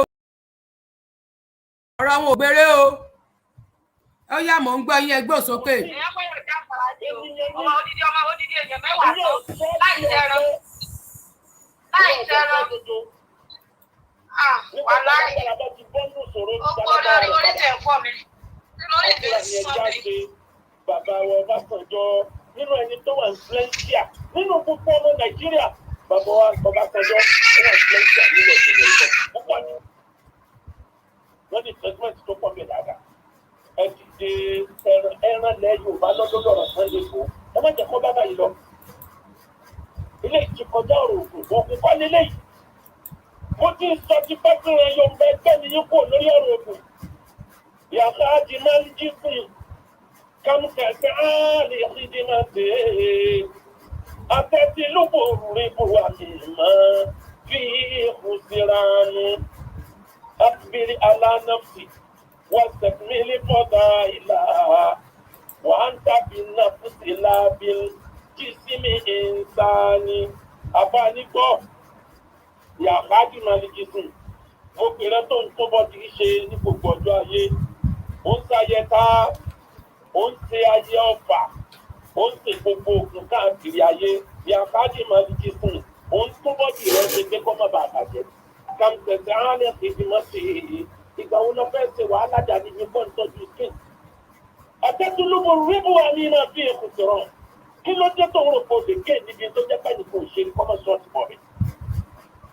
àwọn bàbá wa ní ògùn lọ́lọ́ ọjọ́ kan ìpọ́njú orí ẹni tí tún jẹ́ Ọlọ́run lọ́lọ́jọ́ gbogbo ìṣẹ́jú kan sí kejì lògùn ràn yàn lọ́wọ́ tó bá ti fẹ́ ìyọ́ tó náà nù eléyìí ni Sunday kò ó fi gbàgbọ́ lọ́lọ́lọ́ àwọn tí wọ́n ń jagun láyé mélòó wọn ní tóògùn mara mo ti sọ́nu wá àti nǹkan tó kọjá lọ ògùn mélòó l'Amẹ́ríkà tó mara bẹ́ẹ̀ bá lò lóògùn ògùn ọ̀rọ̀ bọ́ọ̀gù ògùn ọ̀rọ̀ rọ́kẹ̀tì ògùn níbo mo sọ ẹlọ gbàgbéyìn bá ti ní self-defense ìyàtọ̀ àti máa ń jí fún èmi ti rí tẹ̀lẹ̀ kan rí nípa OPC tó tẹ̀sẹ̀ bẹ̀rẹ̀ tí wọ́n ń ta lẹ́nu. èmi náà gbọ́ ẹ mọ̀ pé kíní news tí mo kọ́ play ń tọ́ sọ nìyẹn tí lọ́ọ̀yà yẹn sọ wípé wọn kọ orúkọ wọn pé kí wọ́n tún orúkọ wọn wá bọ̀ létà làwọn news míì tún wá ń jáde pé pé wọ́n ní àwọn ọmọ mẹ́wàá ni lọ́ọ̀yà mi lẹ́nu torí lọ́ọ̀yà náà ti kọ́kọ́ sọ ní ìta ọkọ̀ play pé kọ́ lọ tún orúkọ wọn kọ wá bó tún ṣe wá di wípé wọ́n tún ní pé kò rí bẹ́ẹ̀ mọ́ ọ̀rọ̀ wọn ò dẹ̀ ṣe é lákòójútó lọ́ọ̀yà kan ti sọ náà láàárọ̀ torí onímọ̀ ọkọ̀ play ohun tó ṣẹlẹ̀ níbẹ̀ pé wọ́n kọ́ bó tún ṣe wá di wípé wọ́n tún wá ń tó mi ìgbé wá ọ̀rọ̀ wọn ò ṣe gbójúbọ̀rọ̀ ni o àgbà bá a ṣe sọ̀rọ̀ ló dáa o ọ̀rọ̀ wọn ò ṣe gbójúbọ̀rọ̀ o ọ̀rọ̀ wọn ò ṣe gbójúbọ̀rọ̀ o. ọjà tari ó pé kejì ó mú mi sí nígbà wá ọjà tari tán lóní ẹkíbọ ọba kábẹ́rẹ́ bọ̀ lábẹ́rẹ́ bá sì wọlé bí àkáàtì máa lè jí fún un. kọ́ńtẹ̀sì áálì ìdí máa dé gbogbo ẹ̀yin tẹ́ kóra yín jọ tẹ ní òrìṣà kẹ́kẹ́rẹ́ yín lọ́wọ́ wọ́n ti fi gbowó sí ó ń gba yín wà. ọba àwọn sọ̀rọ̀ mo wà o. ìwádìí wọn dúpẹ́ ọdún náà ti yàgbẹ́ sára láàárọ̀ yìí mo ti bọ́ sórí platform mo bìlí gbọ́ mẹ́sẹ̀jì mo ti kígbe pé èyí tẹ́ lórí ẹ̀bọ́ta báyìí kíá. èmi wà online already mo ń gbé news tí wọ́n bá lọ tán bá dé ní tí wọ́n lọ ṣe léèní ní díẹ̀ ní ọ̀dọ̀ wọn lọ́hùn wọn lèmi ń gbọ́ lèmi tiẹ̀ pé mo ti gbọ́ pọ́n sọ pé kán lọ kọ orúkọ wọn àfi bí ní ìsúnmí tó ṣe ń jáde lọ́tọ̀ àtòsí pé ló wá bà mí lẹ́rù.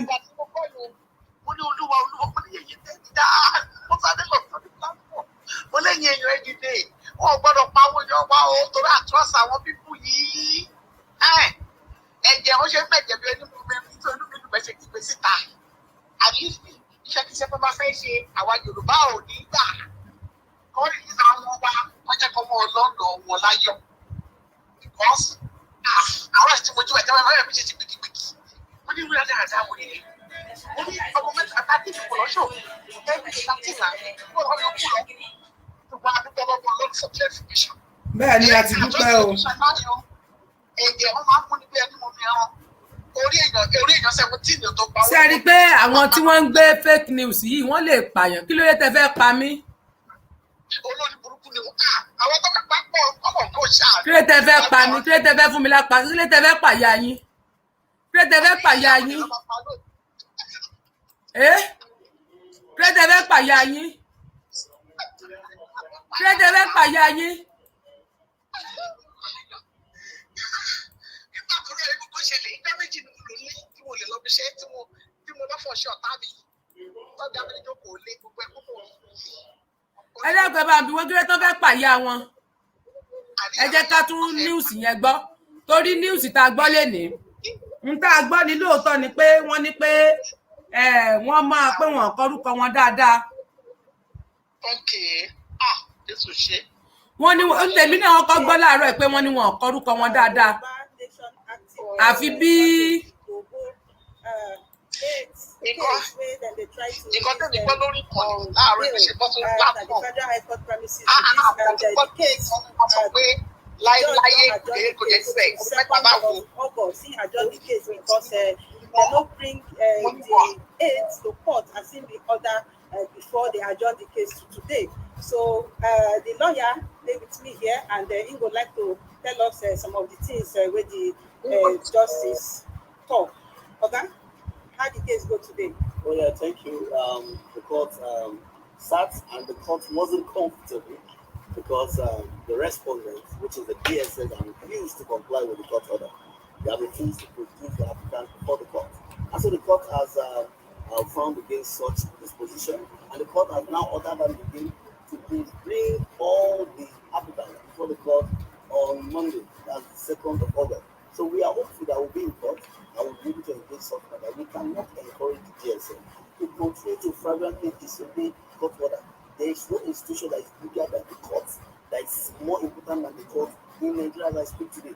Every institution of government is entitled to obey court order, is duty bound to obey court order. And also, the constitution is a supreme, and it's the constitution that empowers the court to take actions on matters like this. The applicants were wrongfully arrested, and they could seek the refuge of the court. And so the court has ordered that they should be produced on Monday, and on Monday we shall engage them to ensure that these people are released. Last week Friday, the court order say make them bring the aides to court today, but they disobey the order. They no still bring them to court. What be the reason where the DSS gave? They could not give any reason. They were giving excuses. So the DSS was attempting to combat the hallowed chamber of the court. It's a football field. Hello. And they are now. Passing, excuses and hello. Excuses that are linked. That is not strong enough. Mo ń gbọ́ yín o. That the court order is the court order. Ọpẹ́ ní fọ́lọ́run.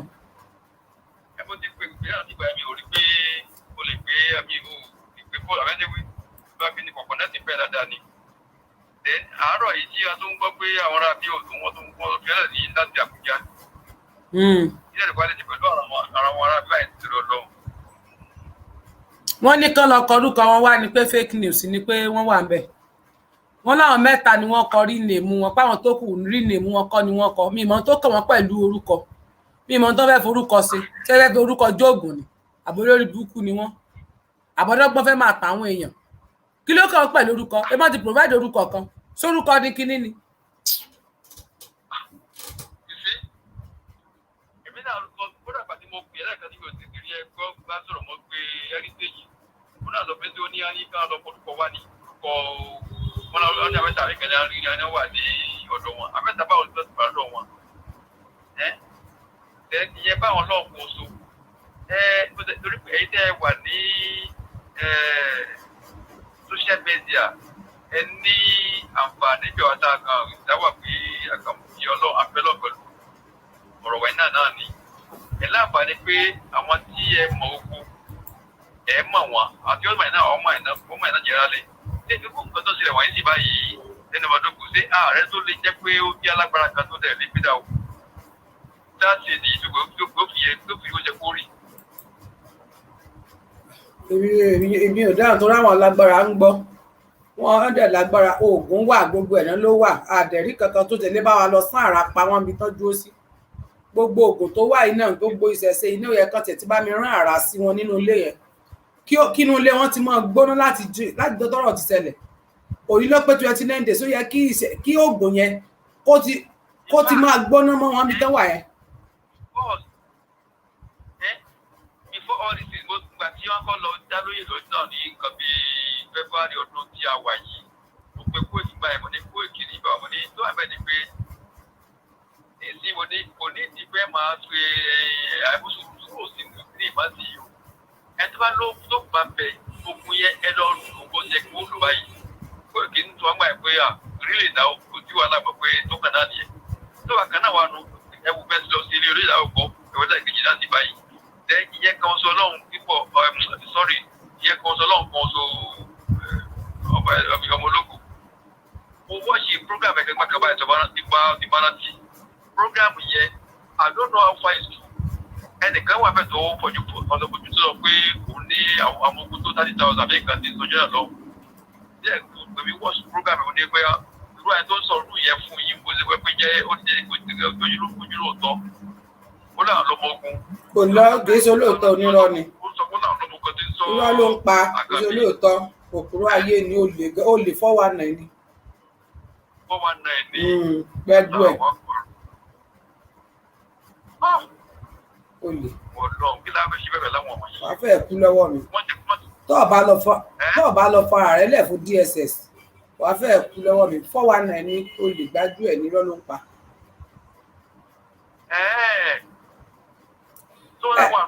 Ẹ máa sọ̀rọ̀ yín lọ kò sí níbẹ̀ bí ló ti fẹ́ wà ń bẹ̀ ó ti dáràn lẹ̀ tó ti sá ló ti dá pa.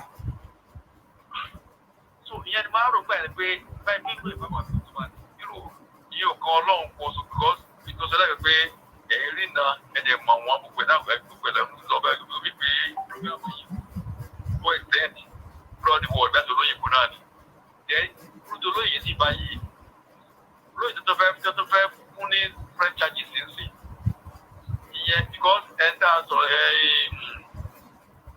ẹ̀ńtẹ́jì tó fún náà pé abiola gba ebi kó ní bọ́ sọ̀rọ̀ ẹ̀sìn báyìí mo wà náà wẹ̀ báyìí wájú láti ẹ̀ka mo wà náà wẹ̀ sí aláàjì ni mí o mo wà náà wẹ̀ báyìí mo ti gbà náà tó náà mo gbàdúrà àti fọlọ́yẹ o àti mọ àwọn ẹmú yẹ o torí mo rántí pé kí wọ́n lọ mú tí wọ́n lọ sí olóyè lọ kó àwọn tí wọ́n lọ kó yẹ ọ̀sán àjọ wẹ́ẹ̀dì báyìí ni mo dé ọba lọ gbọ́ kàràkà fún wọn ní ilé olóyè wọ́n dẹ̀ gbé lọ fún wọn lédìké lọ́gbọ̀gbà lọ́wọ́ wọn lédìké ló gbà mo sì di alẹ́ Débọ́lá wà náà sẹ̀ pé bàbá làwa lò òfin wọn fi kiri wọn jíṣẹ́ àga ò dẹ̀ gbé àlẹ́ gbọ́ àwọn olójú àná lọ kó wọn nílé ní ẹlọ fún wọn.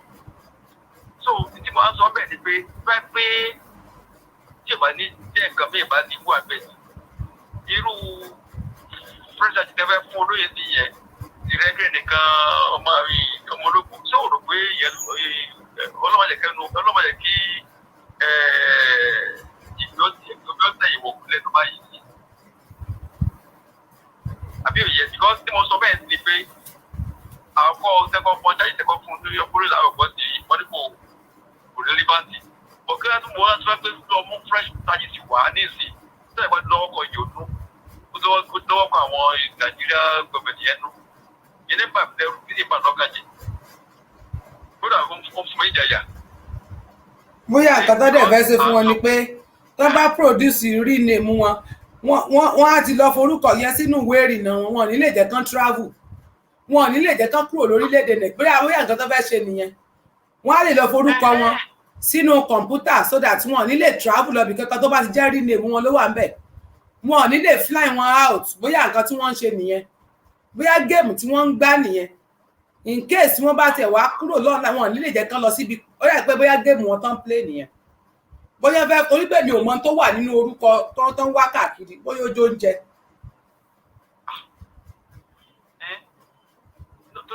tolóyèmọ sọ sí báyìí tẹni mọlógún tolóyèmọ tó sọ báyìí o. tolóyèmọ sọ sẹ tolóyè jẹ tó ní gọmọ tó ń fún wọn ní fresh charges mọ sọ báyìí sẹ tolóyè. à ń retí. à ń retí gbogbo ẹ̀. Hello?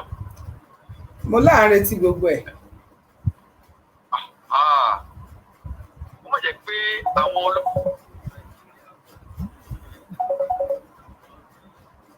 fresh charges míì ní ń bà mí lẹ́rù nípa lọ́kàn yẹn. Wọ́n jẹ́ pé wọ́n fẹ́ dọ́gba àti tẹ́fà wá sí Nàìjíríà ni wọ́n sọ yìí o.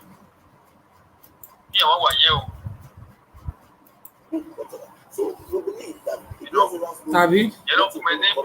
And by Monday, you want to see the applicant to be sure to know what you want to know what's going on with the applicant. Justice Obiora Egwatu still talk say make DSS grant on access to these people. How that one will take help your case between now and Monday? It will help our case because there's a need for us to interview the people who are arrested, who are in detention, so that we can know the extent of how we can assist them in seeking justice. But you know, DSS in an attempt to cover up a lot of their wrongdoings and refuse to allow us access to these people. But the court has emphasized that, and the court has actually ordered that the DSS should grant us access to them. And so we're seeing them today, and when we see them, we want to interview them. We understand the state of mind. We want to encourage them that justice is near. I go soon let you go, but answer this last question. For inside court here, then they argue about disparities for their names. There's nothing that you can rely on that is from the DSS. The DSS that could not even respect court order. The DSS that refused to produce these people before the court. They can't come with their excuses that some of the names we have are quite different from the names they are. You know, until DSS allow these people to come up, until we allow access to them, that is where the issues as to discrepancies of their names will be resolved. Thank you, Oga. All right, I don't hear from the lawyer to the 12th Sunday, Igboho 8, where the DSS custody till now, they never still release them. So this court case, then they come to seek the judge to grant them bail. But the judge will be Justice Obiora Egwatu talk say the case no go fit proceed until they see the people for court. So now the matter they talk so the judge can also adjourn the case till Monday will be August 2nd. So by that August 2nd, we dey hope say the DSS go obey court order to bring the appellants to court. 12 of them, according to as the lawyer take tell me, we go expect them on Monday, August 2. So between Friday and Monday, the judge talk say make the DSS grant the lawyers permission to go see these people, to talk with them, to yarn with them, to know the issues wey dem dey face and the rest of that. But for inside court today, the DSS they talk say when the judge asks wetin make the appellants no dey court, the DSS representative talk say investigation dey ongoing, say dem no go fit bring dem come court. They can also talk say their names dey different, the names wey dey their list and the names of the people wey DSS carry, some of the names no correspond. I think so because of that, dem no fit ṣe ti gbọ́ ẹ̀yin tẹ́ ń gbé ẹ má fún mi lápá tẹ́sán o ẹ̀yin tẹ́ ń gbé news ẹ má fún mi lápá tẹ́sán o ẹ má pàyà yín o ẹ má pàyà yín láìpẹ́ ọjọ́ o. We dey expect say by Monday, as the judge talk, the DSS go obey court order because today dem suppose come, the DSS disobey court order. So the judge, as in dey for court today, the para say why DSS go disobey in court order. And the lawyer come follow tell us say na since July 2 wey dem arrest these people, 9 dem dey for DSS custody. Now remember say dem sama accuse for these people say when dem go Sunday go house, dem see some kind things like gun, some kind things too, wey come join this 8 body to Sunday go. As we dey talk now, the matter e get as e be. So we go wait until Monday make we see whether DSS go obey court order, bring them to court, make the judge face the case squarely, because judge say until he use him two korokoro eye see them for court, dem no go fit go forward with this case. So from the things wey we dey see, if DSS continue to dey stubborn, judge sef say no go look the way of the case until DSS obey the court order. He wan use him two korokoro eye see the people for court by himself before this case fit make progress. So we dey hope say by Monday wey be August 2, wey dey adjourn the case go, the people go come court and the judge go start the hearing proper, come give a ruling whether dem go grant dem bail or not, because the lawyer say in the request for bail, whether it be conditional or unconditional. Wetin e want be say they arrest their people unconditionally.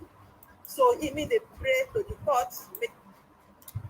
Sister Kemi Olúlọ́yọ̀ ṣé ẹ fẹ́ fún àwọn èèyàn lápá tẹ́ńsàn ni ṣé ẹ tún gbọ́ nǹkan tí Kemi Olúlọ́yọ̀ tún wí báyìí ó ní some has died some has dead some only someone has dead in the custody the authority will announce or not go to there is story for Naija and my internet will update you once it's made public.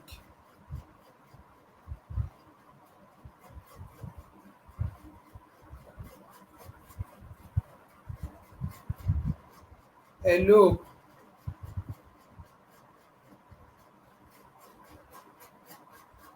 Hello. Hello.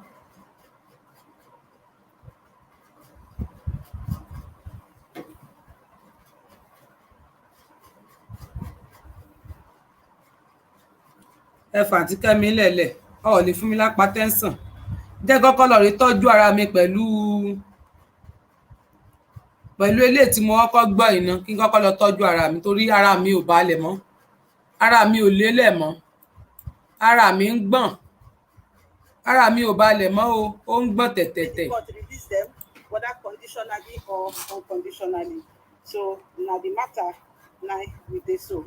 Na so it take happen for Court 9 Federal High Court Abuja where Justice Obiora Egwatu handle the matter of the 12 Yoruba Nation activists Sunday Igboho 8 wey dey arrest. Na the case na carry us come here. So country people, na so e be. We go come back on Monday to come dey follow the matter to tell una as the case dey go. Ẹ ṣé o àádúpẹ́ ẹ mọ̀ sí o ẹ lè pa mí ẹ wọ ẹjẹ gọkọ. Yeah, Kemi said someone dead in the custody. Who is dead? Talẹ́ni náà someone wo àwọn wo ló die in the custody tálẹ́ àwọn onírógun kú àwọn ọmọ wa ó ní ó máa announce very soon ọmọ wa kan kò ní kú sínú ọgbà wọn o ẹ dákun o ẹ má jà ṣeré o ẹ jẹ́ ká pariwo kán jẹ́ kán ráwọn ọmọ mọ̀ bá tiẹ̀ fi wọ́n lẹ̀ kán ṣàjẹ́ ká rí wọn sójú bí wọn bá fi wọ́n lẹ̀ ṣàjẹ́ ká rí wọn sójú ìyẹn láriwo tá a pa à ń padà bọ̀ lálẹ́.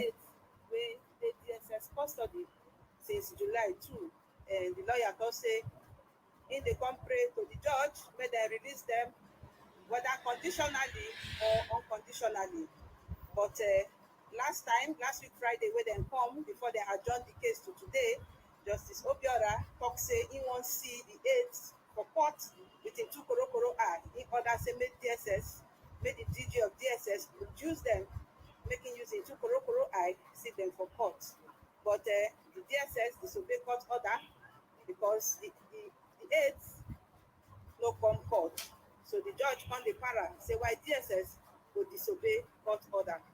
He come adjourn the case to August 2 say until he use him 2 korokoro eye see the people wey DSS arrest for court before this case go fit go forward. So the DSS people that the judge say dem no fit bring them come court because then they undergo investigation. So as they undergo investigation, dem no go fit bring them come court. Secondly, say the letter wey dem write to them, the names of the people wey dey their custody no match with the names wey dey for the letter, so dem no fit identify some of them. Na the judge come say okay between Friday make dem correct everything wey dem need to correct, but e wan be say he wan see them for court before this matter go make progress. So as I tell una before, he adjourn the case to August 2. We go come back on Monday, will be August 2, come still follow this matter as e go. This na BBC Pidgin. We will continue to bring an update as things dey happen around the country.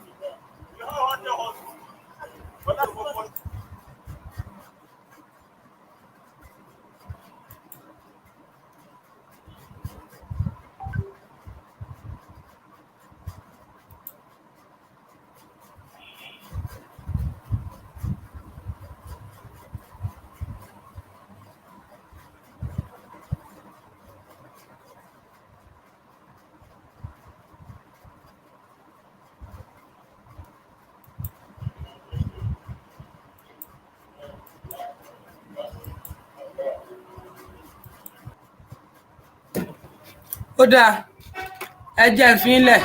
kò sí ènìyàn ní ìyẹn ò sọ di ọ̀lẹ ìyẹn ò dẹ̀ sọ dodo ní lẹ́yìn lè mọ́nu mo sì tún kìkì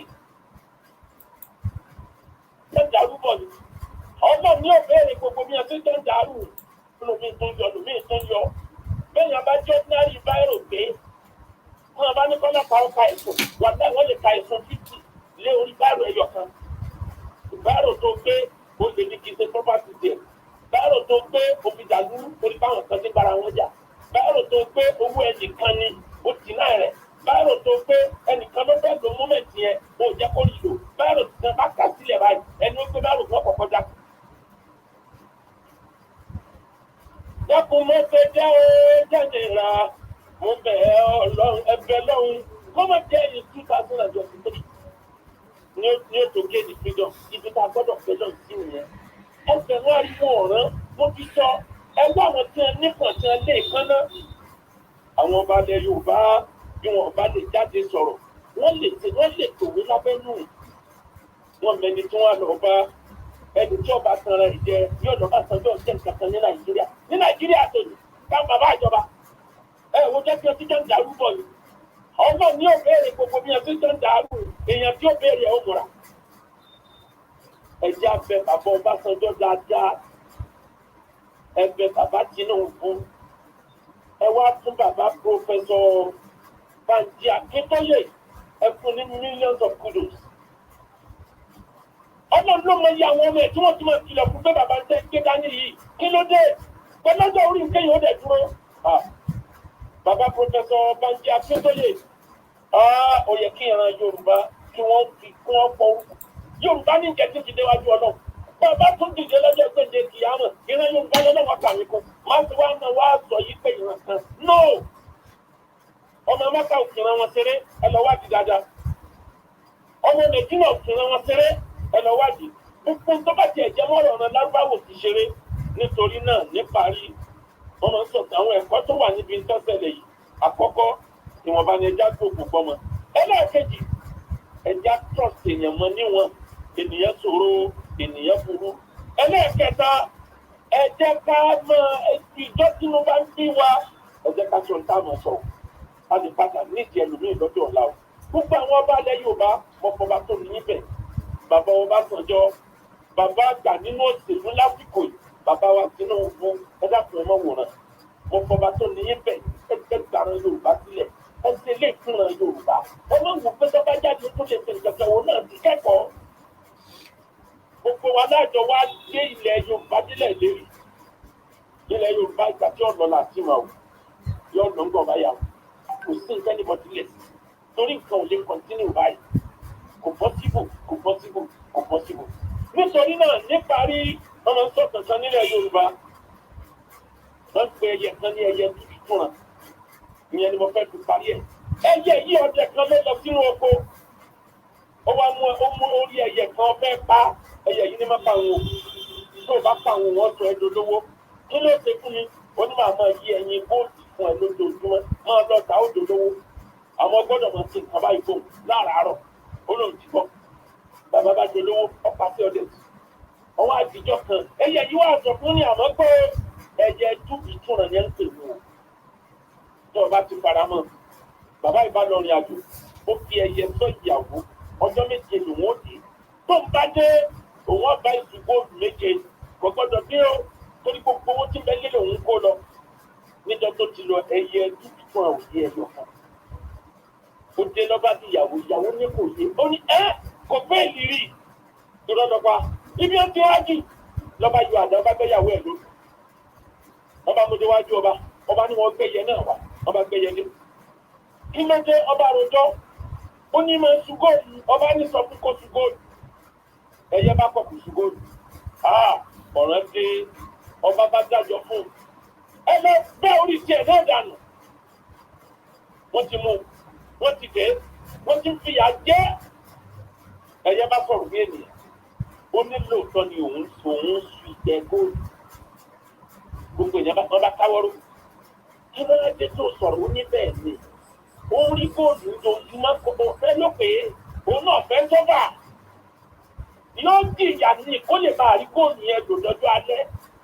Òun ti sọ fún látàárọ̀ yìí pé ẹyẹ dúbí dúnran lòun tó ń bá wọlé kò wọ́n sọ wọ́n dọ̀tà ara wọn. Àmẹ́ni ọba pọpọlọ lò wọn ní dọ̀tà o, kọ̀ pọpọlọ lò lójú ọ̀pá ìyàwó ẹ̀. Ilé ọba náà pa o, olùdó ọba pa nǹkan bá yọ sẹ́lẹ̀. Ẹ̀túlẹ̀ òun yí ẹyin fún lóòótọ́ wọ́n sì kọ̀tínú láti máa yí ẹyin. Àmọ́ ìyàtọ̀ jẹ yìí tí ọba jẹ ní ìmọ̀tẹ́ ikú ó ti tọ́. Chief Sunday Igboho, you are in the making. Wọ́n fòyà ní gbogbo ibi tó ọba wà. Wọ́n bá lù ọ́ nírí, sẹ́ni ẹ̀ bá ti wà, ọ́ padà jẹ́ ògbódélẹ̀ pẹ̀lú ìyọ̀dá ọ̀nà. Ìran Yorùbá ẹja jìnà sẹ́bọ̀. Ìran Yorùbá ẹja jìnà sí ìgbà òkùnkọ́. Ẹja lo ọpọlọ tí gbogbo ayé yòókù ń lò. Tẹ̀kíníìkì náà fi jagun ayé kì í sóògùn mọ́. Kò rán kankan ọlọ́nìkan lọ́ba tó ran gbogbo nǹkan. Nítorí náà nípa yìí, ọmọ akẹ́wọ̀n pẹ̀lú ìtò kò ní kí ẹ má ṣèkà nítorí pé rèrè lóòlùwà fi ń san re ẹni fẹ́ ra lé ẹbá ti sá kí ó gba góòlù òwò ilẹ̀ kan ti promo lọ́wọ́ lórí ẹ̀ onílé tó wà ọ̀gbọ̀n ní ìkà kan plọ̀tì mẹ́fà sábẹ̀ ọ̀fẹ́ nílé kéwò ẹni wọ́n yàn lọ́wọ́ tó bá ti fẹ́ ìjọ tán náà nù eléyìí ni Sunday Igboho ti gbà fọ́lọ́ lọ́lọ́ àwọn tí wọ́n ń jagun láyé mélòó wọn ní tó ògùn mara mo ti sọ́nu wá sí nìkan tó kọjá lọ ògùn mélòó l'Amẹ́ríkà tó mara bẹ́ẹ̀ bá lò lóògùn ògùn ọ̀rọ̀ bọ́ọ̀mù ògùn ọ̀rọ̀ rọ́kẹ̀tì ògùn níbo mo sọ ẹ lọ gba tírénì dágbé ní self-defense ìyàtọ̀ àjẹ máa ń jí sí èmi ti rí ṣẹlẹ̀ kan rí nígbà OPC tó tẹ̀sẹ̀ bẹ̀rẹ̀ tí wọ́n ń ta lẹ́nu bí ata lábẹ́ bàbá tó ti kú yẹn mo gbàgbé orúkọ wọn tí wọ́n ń ta lẹ́nu bí ata nígbà náà ọ̀kan nínú wọn ń lọ sílùú kan ọlágírẹ̀tì wọ́n wá gbé kúrò nínú òrora ẹ̀jẹ̀ jáde lára ẹ̀ ní mọ́tò ṣe lù lálùkìdò wọ́n wá gbé lọ síbìtì wọ́n wá fẹ́ fún un lábẹ́rẹ́ bí wọ́n ti ń ti abẹ́rẹ́ bọ̀ lára lábẹ́rẹ́ nǹkan wọ́n ti abẹ́rẹ́ bọ̀ lára abẹ́rẹ́ sí nǹkan wọ́n wá sọ fún ọ̀rẹ́ wa ó ń lọ rè ó kíá tètè wọn tábẹ́rẹ́ ó fi wọlé sí ọ lára o wọ́n bá ní wọ́n bó wá taare lọ nígbà wọn ìwà taare díẹ̀ ní ẹ̀fẹ́ bọ́ ọjà taare ó pé gèdè ó mú mi sí nígbà wá jà taare tán lórí ẹkíbọ̀ ọba kábẹ́rẹ́ bọ̀ lábẹ́rẹ́ bá sì wọlé ìyá káàdì máa lè jí fún mi yóò tẹ̀sí áálì ìdí máa dé gbogbo ẹ̀yin tẹ́ kóra yín jọ tẹ́ ní òrìṣà kan ti ràn yín lọ́wọ́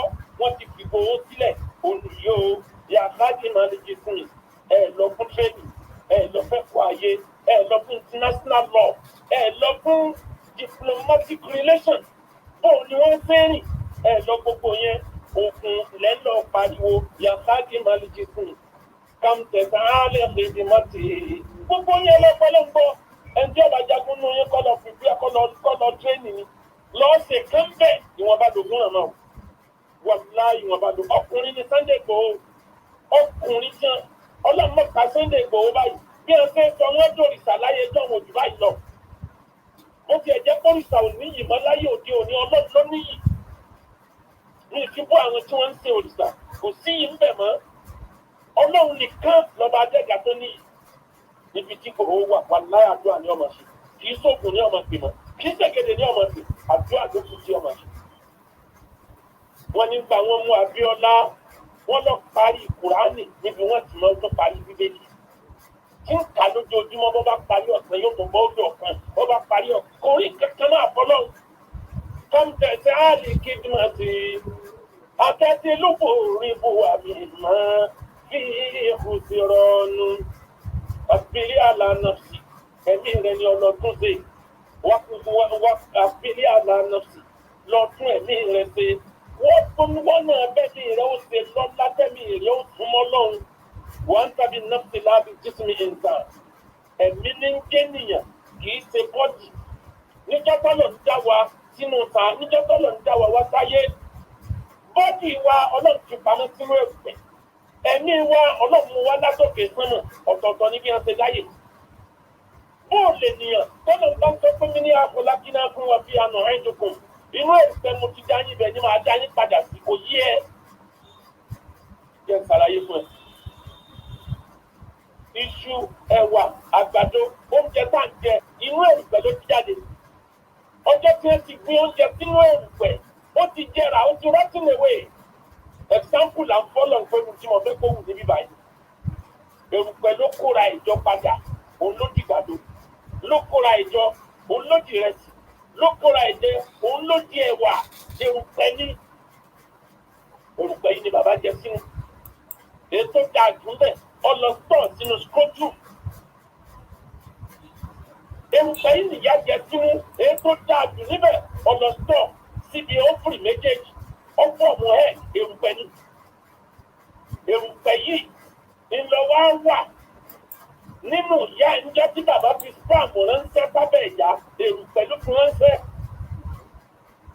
Èrùpẹ̀ yìí ń change form títí tó fi dojú kẹrin. Oṣù kẹrin lẹ̀mí ṣẹ̀ṣẹ̀ wá fà nínú ìyá. Atẹ́gùn lẹ̀mí bá dára ẹ̀ fọyẹ́ fún fi irú láti sàmẹ́bí wí wọ́n fẹ́ mí sí èrùpẹ̀ lára lọ́wọ́ àtẹ̀nìyàn. Ọ̀tọ̀ lẹ̀mí àtàrà. Níjọ́ abẹ́rẹ́ jáde láyé ẹ̀mí ọ̀padà sọ́dọ̀ Ọlọ́run. Èrùpẹ̀ tó jẹ́ bọ́dí ọ̀padà sínú èrùpẹ̀. Ìní akọ̀dà kìnnàkùn ọ̀fi àná ìdùnkùn. Wọ́n mi ní nọkùnrinjùkùn tààrà tàǹdọ̀kọ̀rọ̀.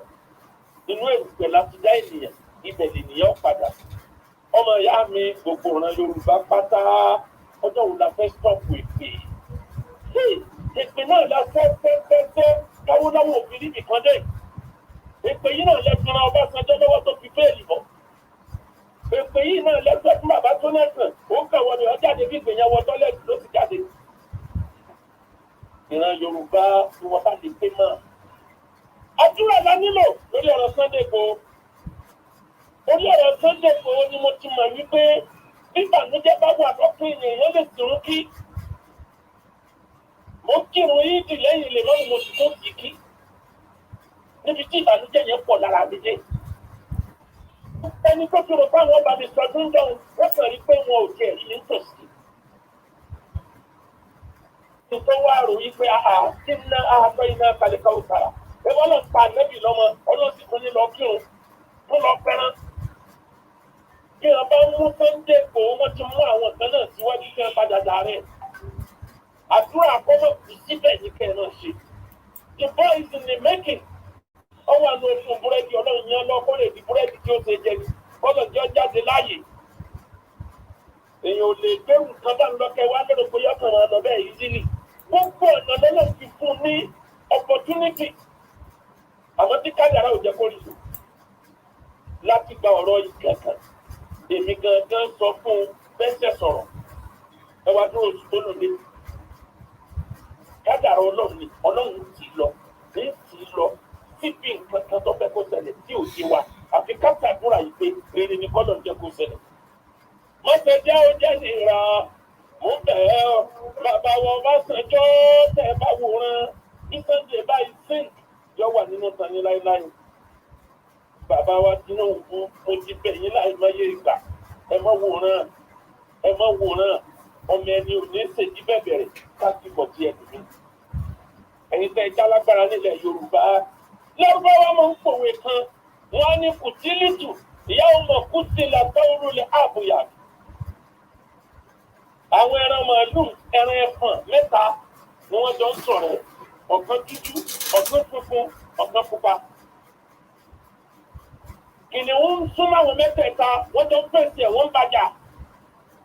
Nígbà òtijọ́ kan kìnìún bá pe èyí tó jẹ́ dúdú àti èyí tó pupa ó ní funfun àárín yìí nínú ẹ̀ bí mi ẹ̀yin yóò pọ̀ ọ̀sẹ̀ mi. Tẹ́ ẹ bá lè jẹ́ kí n rí pa máa fi yín lẹ̀ lálàáfíà àjọ máa sọ̀rọ̀ ẹni. Lọ méjèèjì bá ti tẹ̀ mọ́ funfun. Wọ́n bá falẹ̀ kìnìún lọ kìnìún bá pàjẹ́. Ó tún ṣe táà kìnìún tún wá bá dúdú. Ó ní torí funfun yẹn torí pupa tọ́kẹ́kù èsì. Òun kankan ní bí mi nú. Tí ọba jẹ́ kí n pa pupa yẹn, má gbà yín méjèèjì pọ̀. Ó ní wọn lágbára, ó lọ bá ní kágbára rẹ̀ ó ká pa ìlọ́ba pa ó di méjì. Ọjọ́ tó wá yọjú sí ẹlẹ́ẹ̀kẹta tó jẹ́ pupa. àbẹ̀wò ló kù ọyọjú sí dúdú bó ṣe ṣe kíjà dúdú ni mo ti mọ̀ pé mi lọ́kàn kò tí ní tù ìyàwó mọ̀ kú sí náà sọ́wọ́rọ́ lẹ́ àbúyá ọjọ́ tó o ti pa màálùú funfun lọ́jọ́ tó o ti pa ẹ̀fọ̀n funfun ọjọ́ yẹn ló ń ti mọ̀ pé jọ́nà ló ń ti kú nítorí mú ẹ̀pà kan nínú mẹ́ta ọ̀pá yòókù náà ẹ̀yin ọmọ Yorùbá èmi ò kọrin anti-government mi ò kọrin ẹ̀jà jọba rú mi ò kọrin ẹ̀dókun sílẹ̀ àwọn ọmọ mi pé ọpẹ́ wá àwọn Yorùbá padà dádúró it's a matter of time bá a bá dìbò tọ́nà ń bá ní kó ṣeé ṣe tá a bá dìbò tọ́mọ Yorùbá bá wọlé tó bá wọlé tó tún kúrò níbẹ̀ ẹ máa rí àníyàn Yorùbá ò padà tó ń jọkàn.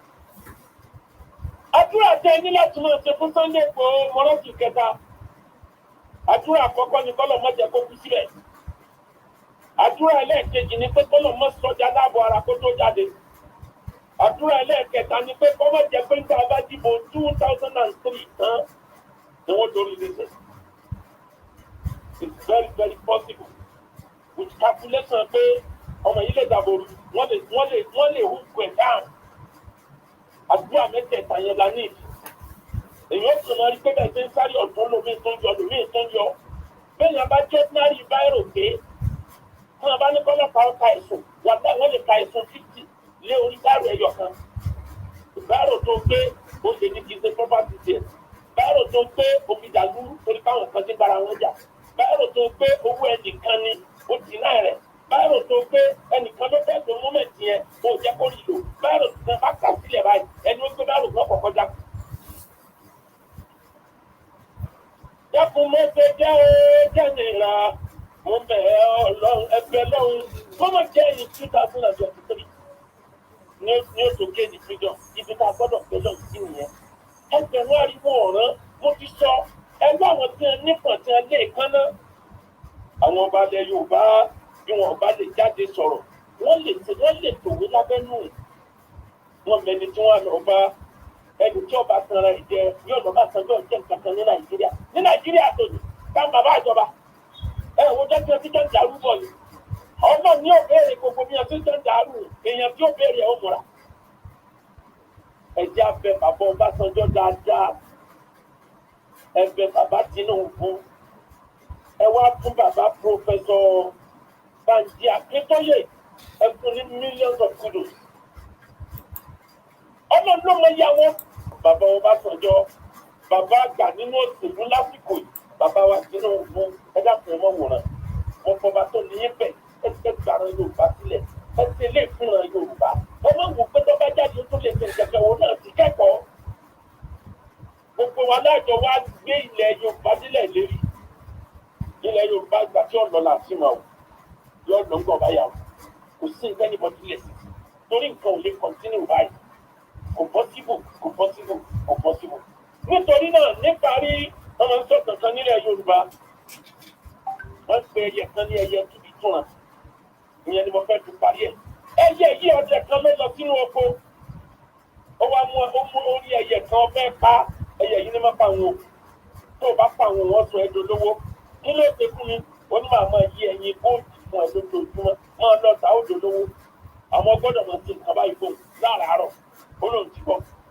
bàbá bá dolówó ọ̀pá sí ọdẹ tì ọwọ́ àtijọ́ kan ẹyẹ yìí wà sọ fún ní àmọ́ pé ẹyẹ túbí túnra yẹn ń pè wọ́n tí ọba ti fara mọ́ bàbá ìbáná rìn àjò ó fi ẹyẹ sọ ìyàwó ọjọ́ méje lòun ó di tó ń bá dé òun ọba ìsìnkú méje kò gbọ́dọ̀ dé o torí gbogbo owó tí bẹ́ẹ̀ lé lòun kó lọ níjọ́ tó ti lọ ẹyẹ túbí túnra ò yé ẹyọ kan ó dé lọ́ba bí ìyàwó ní kò yé ó ní kò fẹ́ ìrírí ìrọ̀lọ́pàá ibi ó ti rájì lọ́ba yọ àdá ọba gbẹ́yàwó ẹ̀ lónìí ọba mo déwájú ọba ní wọn gbẹ́yẹ náà wá ọba gbẹ́yẹ ní kí ló dé ọba àròjọ ó ní máa ń sugóòlù ọba ní sọ fún kó sugóòlù ẹyẹ bá kọkù sugóòlù ọ̀ràn dé ọba bá dájọ́ fún ẹ lọ bẹ́ orí tiẹ̀ náà dànù wọ́n ti mú wọ́n ti dé wọ́n ti ń fìyà jẹ ẹyẹ bá sọ̀rọ̀ bí ènìyàn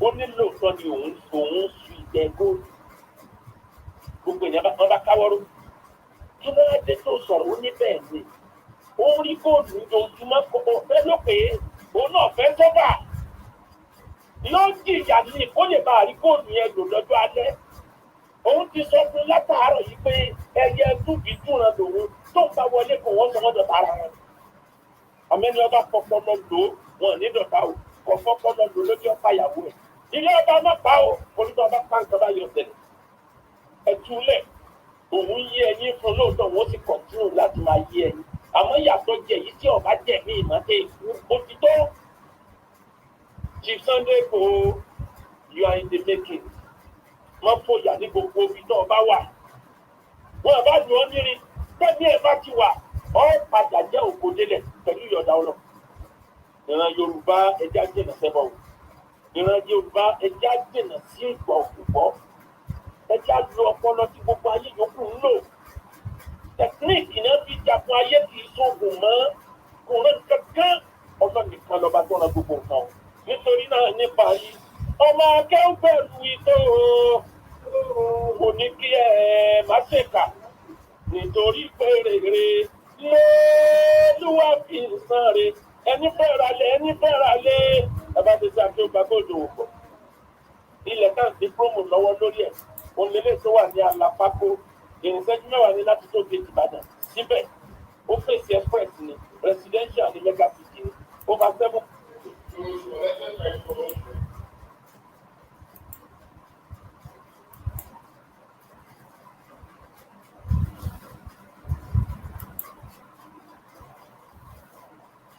ẹ jẹ́ ń fi yín lẹ̀ ara mi ṣẹ̀ṣẹ̀ ń balẹ̀ ni.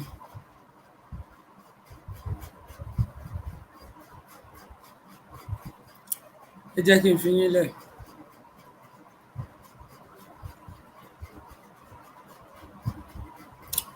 ẹ jẹ́ ń fi yín lẹ̀ torí ara mi ò tí ì lélẹ̀ ara mi ò gbádùn rárá ara mi ń gbọ̀n.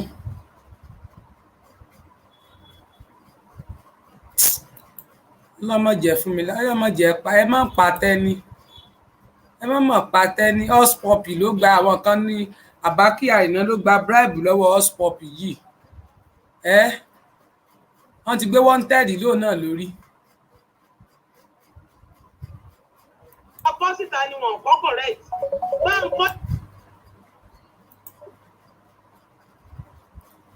ó dàbọ̀ o ẹ jẹ́ kí n lọ sinmi apatẹ́sàn tẹ́ ẹ kó fún mi kí n kọ́kọ́ lọ wá omi tútù kí n gbé blọọkì sí àmùjẹ mi bóyá tí bá gbé blọọkì lámùjẹ mi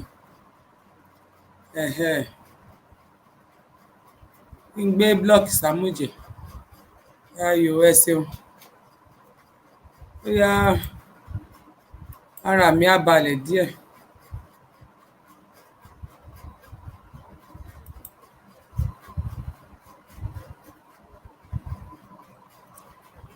torí agbárí mi ó ń hó ẹ bá ń gbọ́ ó ń hó yeyeye lọ́wọ́ apatẹ́sàn tẹ́ fẹ́ fi patẹ́ ní tẹ́ẹ̀tì ẹ̀sánù kan lé abiyamọ